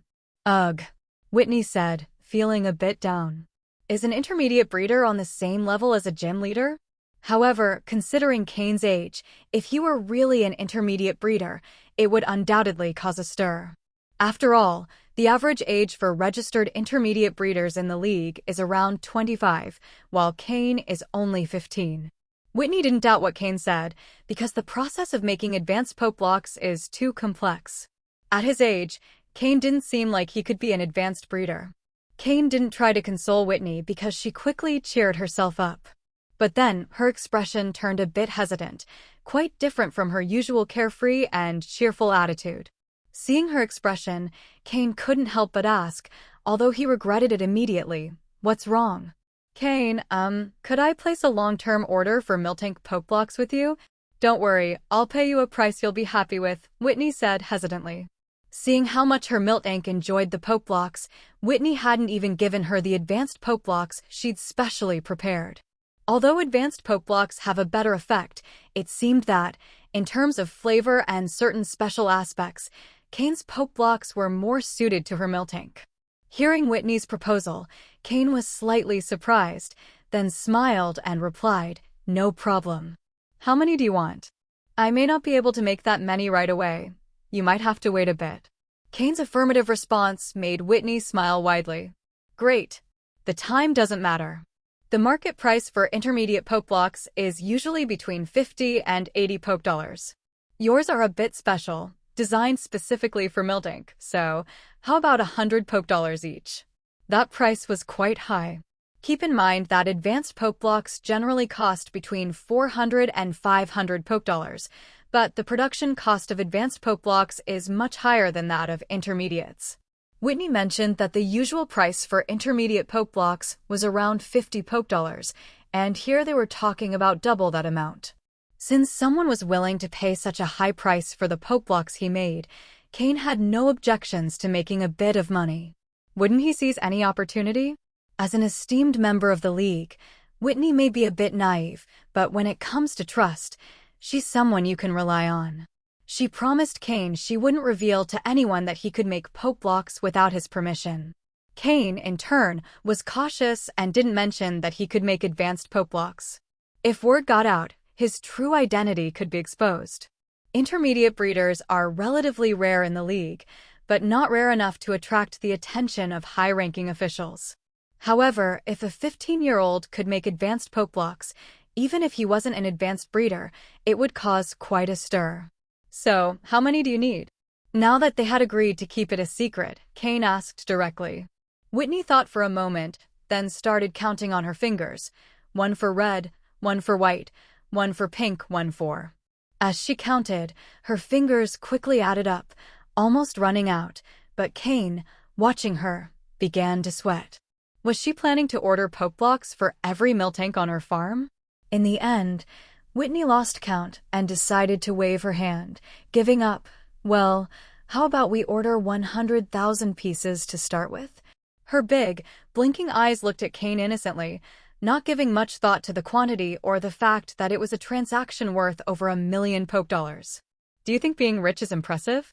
Could you repeat that? Cain, with a slightly stiff expression, asked. 100,000 pieces, is that okay? No, the previous question. I'm ordering intermediate poke blocks for Miltank? Yes, but no. 100,000 pieces is too much. I don't have that much time. Cain wiped the non-existent sweat from his forehead, directly refusing. Even though making intermediate poke blocks became easier with the right tools and assistance from the system, the quantity of 100,000 was still enormous and too time-consuming, which was something Cain had the least of at the moment. Is that so? Well, let's start with 10,000 pieces then.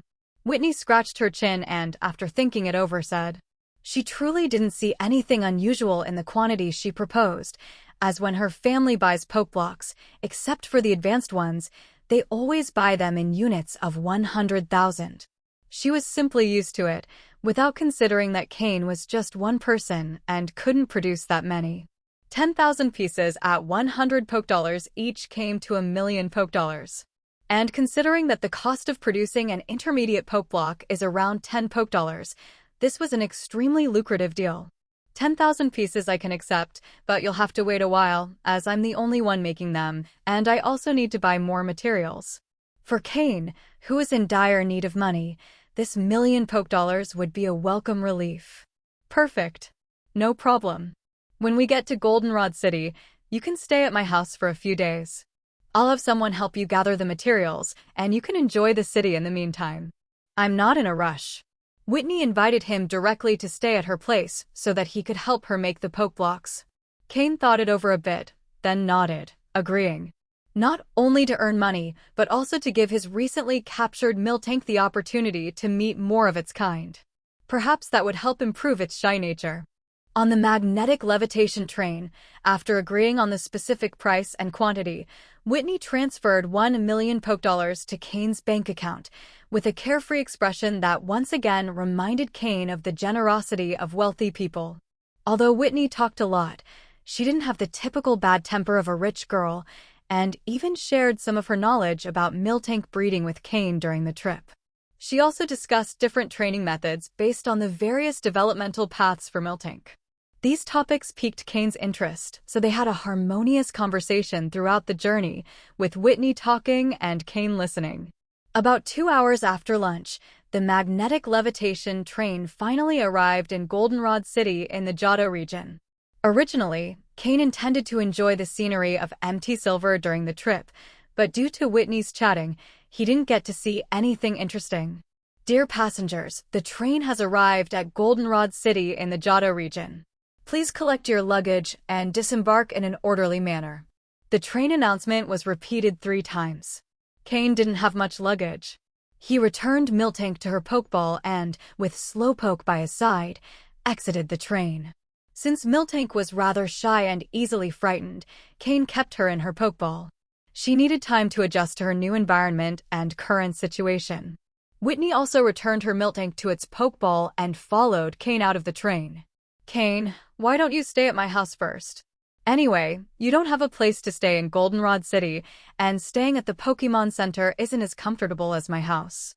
Besides, I can have someone help you gather the materials you need, Whitney said, running to catch up with Cain. All right. Cain thought for a moment and then accepted. He mainly wanted his Miltank to get familiar with others of her kind, which might help improve her character. Also, he had heard that there were many wild Pokémon around the Miltank farm. Cain hoped he might find a Nidoran there. Just as Cain was about to raise his hand to call a taxi upon leaving the station, a long luxury car stopped in front of them. An elderly man, about 50 or 60 years old, dressed in a black suit, stepped out from the front passenger seat. With a kind expression and a smile, he approached Whitney and respectfully said, "Miss, your departure has worried the master. Let's return home as soon as possible." Hearing this, Whitney stuck out her tongue and habitually scratched the back of her head. Hee Sebastian, I just wanted to go out for a bit. The house is so boring and lonely. Then, She quickly changed the topic and pushed Cain forward, saying, "Sebastian, this is my new friend. His name is Cain. He's amazing." Hearing Whitney's words, the elderly man, as a good butler of a great family, smiled kindly and said, "Pleased to meet you, young Cain."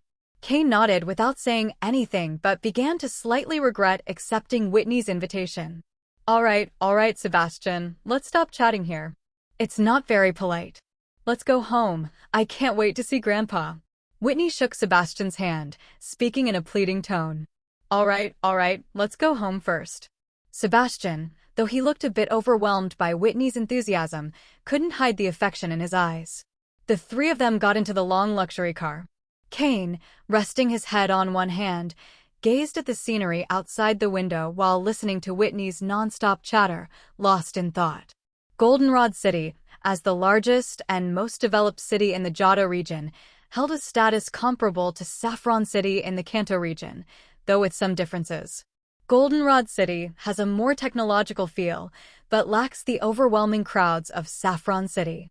Instead, the people on the streets seem more relaxed or perhaps lazier. One of the defining characteristics of the Johto region is its rich religious culture, with its most prominent deity being Ho-Oh, the legendary Pokémon. The most well-known legend is that of Ho-Oh saving 3 Pokémon in the Bell Tower, who then transformed into the 3 legendary beasts, serving as Ho-Oh's representatives on Earth. Due to the influence of this belief, Johto's inhabitants live in harmony with their Pokémon. Goldenrod City, as Johto's economic and technological center, boasts 4 iconic buildings: the Radio Tower, Goldenrod Department Store, the Game Corner, and the Gym. The gym is run by Whitney's family, although it's unclear who currently holds the leader position. However, Whitney is expected to inherit it soon. That's right, inherit it. Though the Pokémon League doesn't require gym leaders to be from the current leader's family, in practice, the leader is usually chosen by the current leader and approved by the league. As long as the heir isn't completely incompetent or the league doesn't have any specific objections, the current leader has the final say in choosing their successor, with the league performing only a superficial inspection to show its presence. As expected from a powerful family, if they can choose, they'll ensure the successor is one of their own. However, not all league gyms are controlled by large families. Some gyms are founded by individuals who have earned merits or achieved high ranks in league tournaments. Their heirs are usually chosen from among the gym's apprentices. But most citizens who establish a gym tend to form their own small families around it, ensuring their descendants won't return to being ordinary citizens. Whitney is the heir to the only gym in Goldenrod City, the largest city in the Johto region, and an influential member of the league. Additionally, there's the Radio Tower, a famous TV and radio station that broadcasts in both the Kanto and Johto regions. Professor Oak, the most famous Pokémon researcher from Kanto, is a regular guest on one of its shows, underscoring the importance of this station.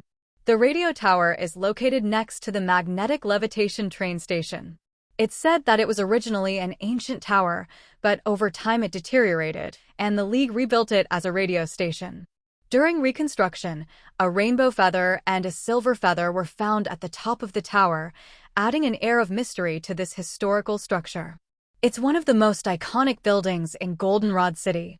The Goldenrod Department Store is also a famous place, once promoted as a location where you could find any item or move. Though that promotional claim was later removed, it demonstrates the impressive variety of products they offer. Few stores would dare make such a claim. Moreover, the Goldenrod Department Store has not only above-ground structures, but also multiple underground levels. No one knows exactly how many there are or what they contain. In his past life, Cain received a mission to infiltrate the underground levels, but he had to abandon it due to the strict security. It was one of the few missions he couldn't complete. Finally, there's the Game Corner, a massive entertainment center located in the heart of the city. The Game Corner is filled with various types of game machines, many involving betting mechanics. Slot machines are the most popular, attracting both ordinary people and trainers with their exciting gameplay. Emotions run high here, with constant cheers and groans of frustration, making it a lively place. Originally, this game corner belonged to the largest criminal organization in Goldenrod City, but due to the vast interests and complex relationships involved, it was eventually absorbed by the Pokémon League. However, Team Rocket is also involved in running this place, though Cain doesn't know the details of how the profits are divided. Despite being part of the League, the game corner is still mostly managed by members of the city's former criminal organization, although they now answer to the Pokémon League and are officially under the jurisdiction of the Goldenrod City Gym. Team Rocket maintains a strong presence in the game corner, where a high-ranking member oversees operations. Cain isn't sure of their identity, but he knows that anyone capable of challenging the gym isn't a weak opponent. The game corner is not just a gaming venue. Every token used in the games can be exchanged for items from the game corner's list. Rumor has it that even rare and powerful Pokémon are available for trade, though no one has ever been known to obtain one. The exchange rate is straightforward: 100 Pokédollars for a game corner token, and these tokens can be exchanged at any time for Pokédollars. However, few people make this exchange, as items that cannot be bought with Pokédollars are often available in the game corner. The quality of these items, however, is something each person must evaluate for themselves. While Cain reflected on all this, the luxury car they were in entered a huge mansion on the outskirts of Goldenrod City. "This is Whitney's home." Whitney interrupted his thoughts. "Cain, we're here. Do you want to meet my grandpa, or would you rather explore on your own?" After thinking for a moment, Cain replied, "I'd prefer not to meet your grandpa for now. It's my first time in the Johto region, and I'm more interested in the local Pokémon. I want to explore a bit on my own." Whitney's grandfather is the clan leader and at least an elite-level trainer. Knowing he would have no chance against someone of that caliber, Cain decided to avoid the encounter for now. "All right. I'll go see my grandpa first, then I'll come find you. Sebastian, please prepare a room for Cain," Whitney said, not giving it much thought. "Of course," Sebastian replied, nodding. With that, Whitney ran off toward the main mansion. Sebastian handed a key to Cain and said, "Here's the key to your room. You'll be in the West Wing in the guest house. The rooms have already been prepared. If you need anything, don't hesitate to call the servants." "Thank you," Cain replied, taking the key. He didn't mind staying in the guest house next to the main mansion. Many families prefer to separate guest rooms from the main ones, which benefits both parties. Cain nodded his head in thanks and headed toward the exit of the property. Sebastian watched Cain as he left with a thoughtful look. "Young people these days are getting harder and harder to read," he murmured to himself. Of course, Cain was unaware of this.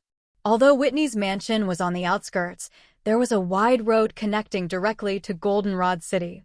However, instead of heading toward the city, Cain took a side path and entered a small nearby forest. As he ventured deeper into the woods, wild Pokémon began to appear, but none approached due to the intimidating presence of Cain's Slowpoke. After walking for about 30 minutes, Cain reached an area full of undergrowth, completely alone, surrounded only by increasingly strong Pokémon. In the Johto region, Lediba and Spinarak replace Weedle and Caterpie as the most common forest Pokémon. These Pokémon tend to lazily rest on branches or leaves, moving only if startled by a Spearow or Pidgey. "Come out, Murkrow and Miltank," Cain said, throwing 2 Pokeballs. When Cain captured Miltank, he changed her original Pokeball for a Great Ball, ensuring his Pokémon were as comfortable as possible. "Caw." Murkrow, excited to be out after a long time, flew in circles, letting out a loud cry. Miltank, on the other hand, remained calm, staying quietly to the side. "Ghastly, you come out too. Make sure there's no one around," Cain ordered. "Ghastly." The Pokémon emerged from Cain's shadow and, upon receiving the command, faded into the shadows to scout the area for other trainers. Soon after, Ghastly returned, indicating that the area was clear. "Good job, Ghastly," Cain said, praising the Pokémon. "It's been days since we've had serious training. Today, since there's no one around, let's do some skill training." "Caw."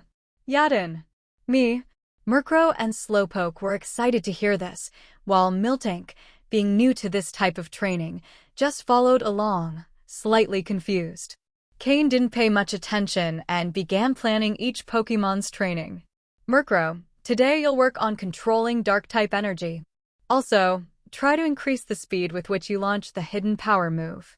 Slowpoke, your training today will focus on water-type energy control. Try to fire off water gun as quickly as possible and use your confusion move to control the water flow, creating an effective spinning attack. After assigning the training tasks to Murkrow and Slowpoke, Cain paused to consider Ghastly and Miltank's training. Ghastly, your level is still low, so you'll be battling the Pokémon in this forest. You need to defeat as many as you can. Miltank, you'll be providing support, supplying milk to replenish energy as needed. Additionally, you'll do some physical training to recover the nutrition you lost while surviving in the wild. Your body hasn't yet reached its full potential. With the orders given, each Pokémon began their training. Cain, taking advantage of the time, took out his psychic skill training manual and continued attempting to enter a meditative state. Although he wasn't sure if he'd succeed, Cain didn't want to give up on the possibility of developing psychic powers. Cain spent the entire afternoon training. Murkrow and Slowpoke methodically carried out their movements training, while Miltank, besides occasionally providing milk for the other Pokémon, spent most of her time doing basic conditioning exercises. Through his conversations with Whitney, Cain also learned about some of Miltank's weaknesses and ways to improve them, so even though Miltank's training wasn't very intense, the results were quite evident. As for Ghastly, it engaged in intense battles with the Pokémon in the area. Since the wild Pokémon weren't very high level, it often found itself facing multiple opponents at once.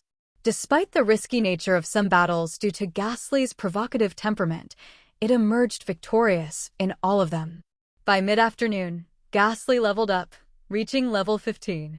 Its low level and fast growth were factors, but another important reason was that since birth, Ghastly had been trained intensively in the Ghastly Cave on Judgment Island. This rigorous training from an early age, with moves and basic exercises, allowed it to progress quickly. However, as its level increases, the cumulative effect of the prior training will start to diminish. In the future, Ghastly is likely to level up less rapidly and enter a phase of more steady progress. As for Cain, after an afternoon of attempts, he finally managed to enter a meditative state for half a minute, although he quickly snapped out of it. Meditation requires a person's mind to be completely blank, which becomes increasingly difficult with age. The more a person has lived, the more complex their mind becomes, and Cain is a clear example of this. Having lived 3 lives, his mind is filled with complex experiences and thoughts. Therefore, what may be the easiest part of meditation for others has become the biggest obstacle for Cain to develop his psychic abilities. Fortunately, Cain has begun to master some techniques, though it takes him much longer than others to enter a meditative state. This makes training his psychic abilities nearly impossible. During this time, Cain also took a moment to have Ghastly bring out the Skorupi and Larvitar eggs and give them some attention. The Skorupi egg is expected to hatch in 2 days, while the Larvitar incubator still shows an unknown hatching time. In the southern part of Goldenrod City is a Pokémon daycare very famous in the Johto region. If time allows tomorrow, Cain plans to visit the daycare to see if there's a way to speed up the hatching of the Larvitar egg. If possible, Cain also wants the system to access the daycare's database to expand his knowledge and search for cases similar to the Larvitar egg. However, these are plans for tomorrow, and how he proceeds will depend on what he finds at the daycare. Dusting off his clothes, Cain had Murkrow and Miltank stop their training. After a full afternoon of training, none of the Pokémon showed obvious signs of fatigue, thanks to Miltank's milk, which helped ease their physical exhaustion. But this doesn't mean they can train indefinitely. Mental fatigue is often harder to bear than physical, and an afternoon of intense training is already the limit for Murkrow and the others. Cain returned to the main road from the forest, this time taking only 20 minutes, 10 less than when he first arrived. The sun was already setting, but Cain had no intention of returning to Whitney's home just yet. Instead, he headed directly toward the center of Goldenrod City. After walking for about half an hour, he finally saw his first car, making him realize just how vast Whitney's family property was and reflecting once again on the strength of great families.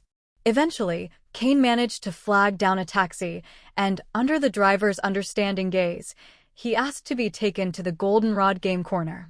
Cain was quite familiar with this famous game corner in the Johto region, as he used to frequent it in his past life, especially after learning how to use the system. One of the Pokémon from his second team in his previous life was obtained here, although he later stopped going for fear of being caught cheating. There's no denying that the Game Corner's prize list, which includes both Pokémon and items, is very complete, almost comparable to Team Rocket's trade list. If it weren't for the fact that only Game Corner tokens can be used to redeem prizes, many wealthy people would be willing to spend large sums of money to get the Pokémon they desire. Of course, the Pokémon's quality is also a crucial factor. The Game Corner doesn't operate to lose money. Although there are many types of Pokémon available for redemption, their quality varies greatly. If you're lucky, you might get a high-level Pokémon, like one of green or blue quality, but if you're unlucky, you might end up with one of red or orange quality. This kind of redemption is a form of gambling in itself. After all, the Goldenrod Game Corner is a betting hub. Cain paid the taxi driver 200 Poké and got out of the car with Slowpoke. However, before he could enter the Game Corner, the guards at the door stopped him, pointing to a sign that read, "No psychic Pokémon allowed." Since Slowpoke is a water and psychic-type Pokémon, it was included in this restriction. This rule at the Game Corner is quite standard, as psychic-type Pokémon can manipulate the slot machines without activating the internal mechanisms, which is strictly forbidden by the Game Corner. Cain had forgotten this rule, so after a brief pause, he returned Slowpoke to its Pokeball and calmly entered the Game Corner under the guard's watchful gaze. As soon as he entered, a wave of noise engulfed him, mixed with various smells, making Cain almost sneeze. Most of the machines in the Game Corner are traditional slot machines. Although the game is simple, many people are hooked. The allure of gambling lies in the thrill of an all-or-nothing outcome with no in-between. Even though it was almost dinner time, many people were still playing. Some winners shouted with joy, drawing the attention of others and showing off their achievements. Others, disheartened by their losses, banged on the machines in frustration, cursing loudly. Defeated expressions were everywhere.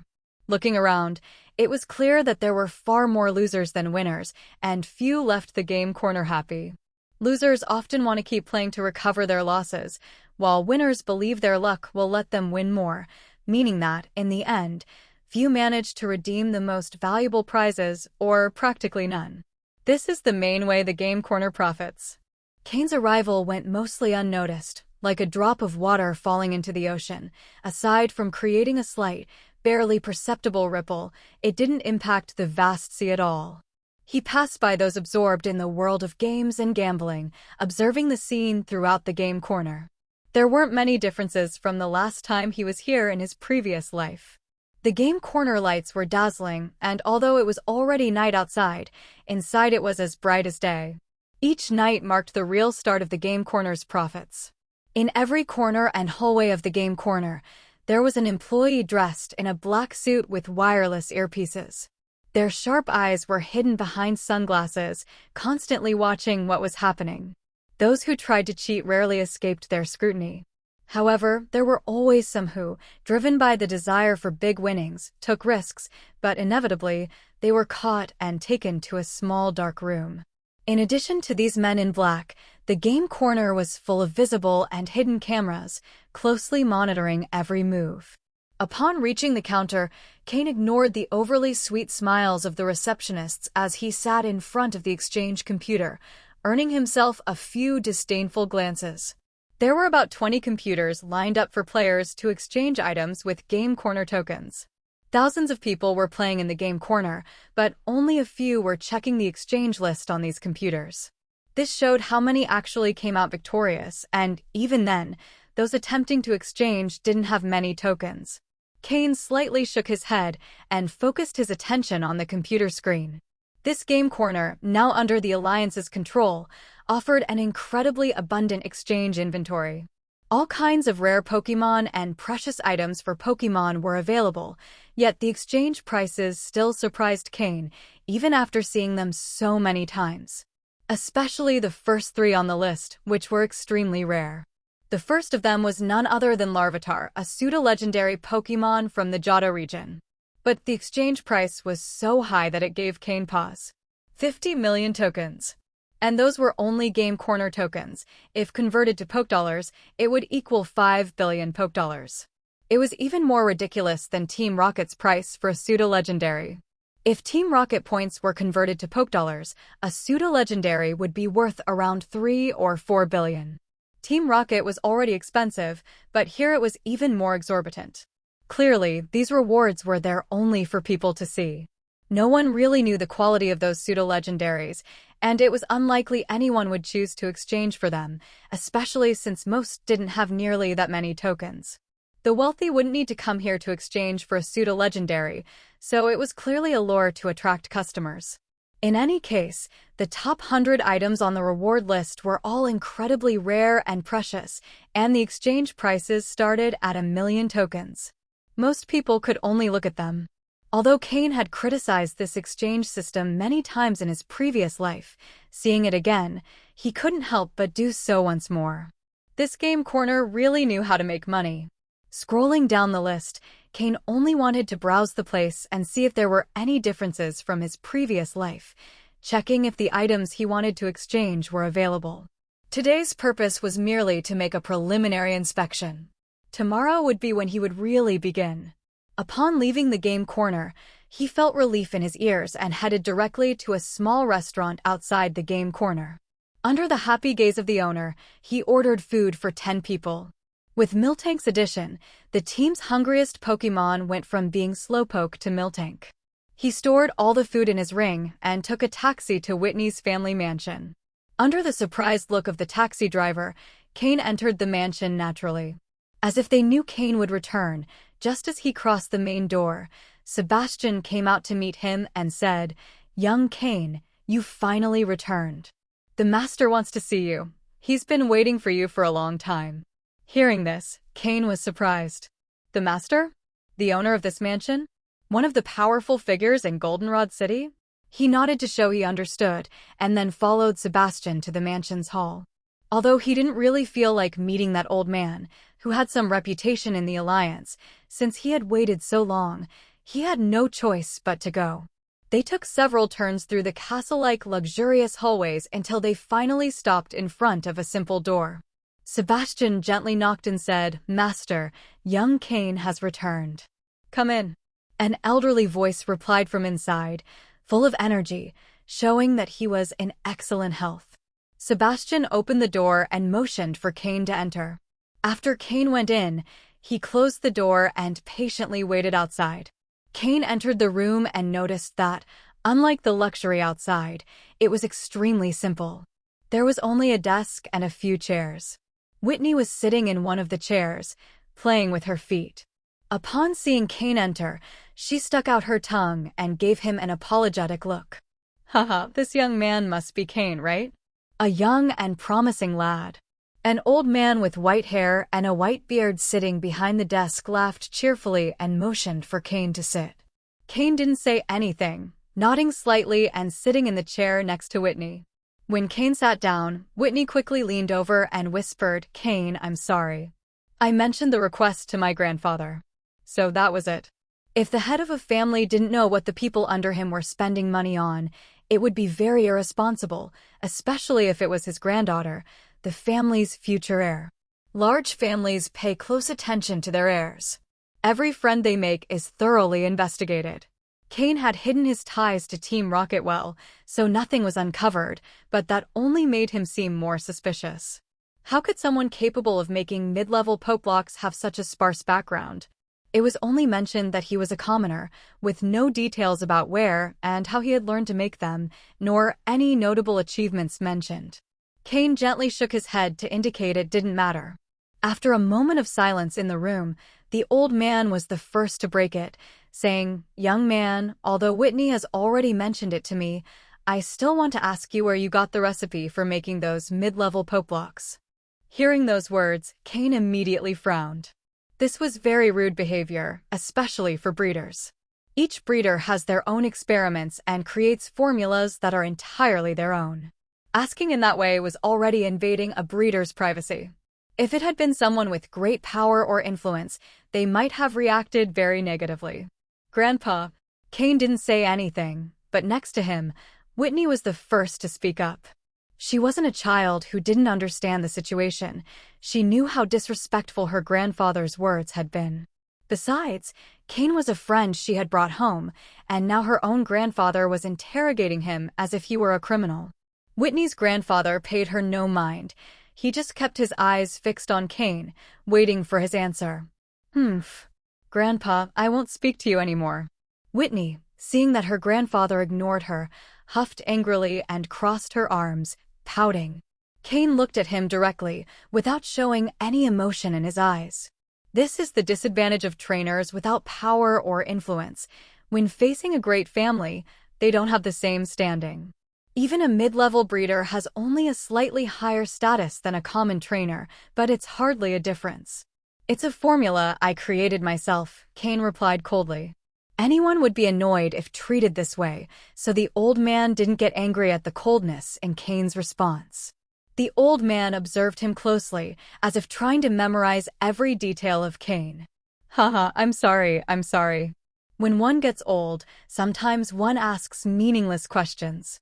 Young man, don't take it the wrong way, said the old man, suddenly changing his tone and showing a friendly attitude, as if he were a kindly grandfather. Cain, however, only smiled to himself. Although the old man apologized, Cain understood clearly what his true intentions were. Oh, by the way, my name is Howard. I'm the current gym leader of Goldenrod City and Whitney's grandfather. Howard coughed a couple of times to ease the tension in the room. At his age, he had already seen it all. I've already heard about the deal between you and Whitney, and I've tried those mid-level Poke blocks. Truly, they're very suitable for our milk tanks. After eating them, their milk production increased by 30%. Howard praised the effectiveness of Cain's Poke blocks, surprised for the first time to hear about a Poke block that could specifically increase a Pokemon's milk production. I want to ask if you'd be willing to sell me the formula. I'm willing to pay you 30 million Poke dollars for it, Howard said after circling around the subject, revealing his true purpose. 30 million Poke dollars. For an inexperienced trainer, that would be a fortune. With those 30 million Poke dollars, he could invest in raising a Pokémon and, hopefully, become a quasi-elite level trainer.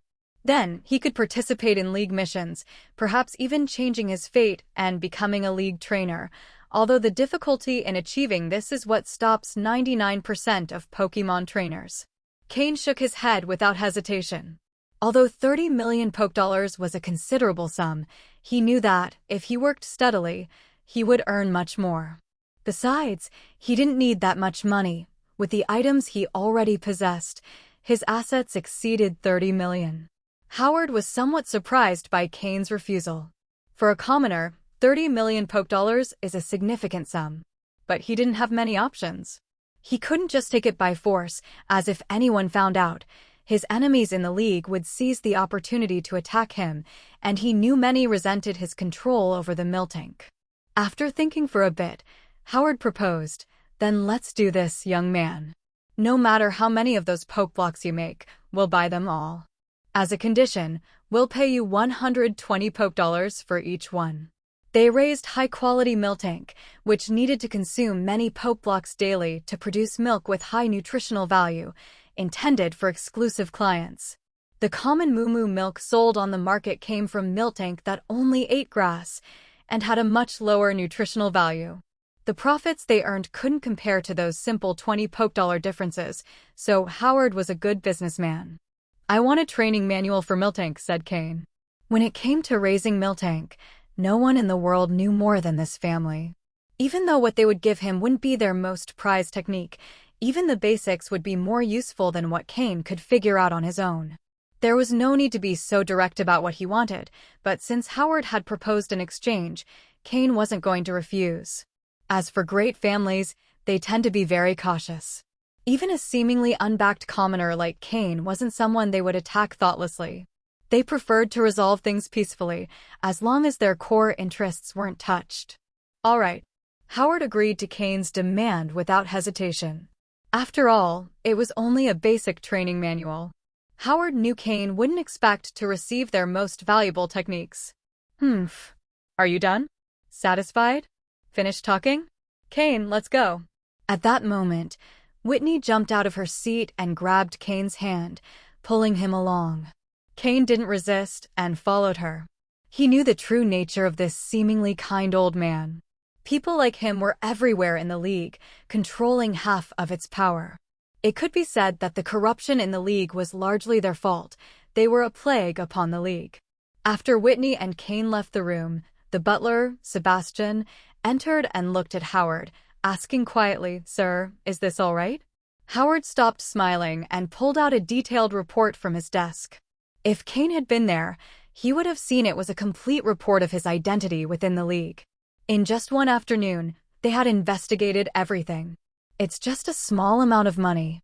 That boy is interesting. Today's young ones in the League are truly remarkable. From that boy of the Dragon Tamer clan to this boy, they're hiding something, but even with our power, we couldn't uncover his true origin. It's best not to be too aggressive, Howard said, reflecting on Cain's report. Hello, everyone. As we wrap up this video, I want to share a quick note. I have a Patreon account. If you'd like to support me and enjoy on-demand audiobooks, you can become a Patreon member.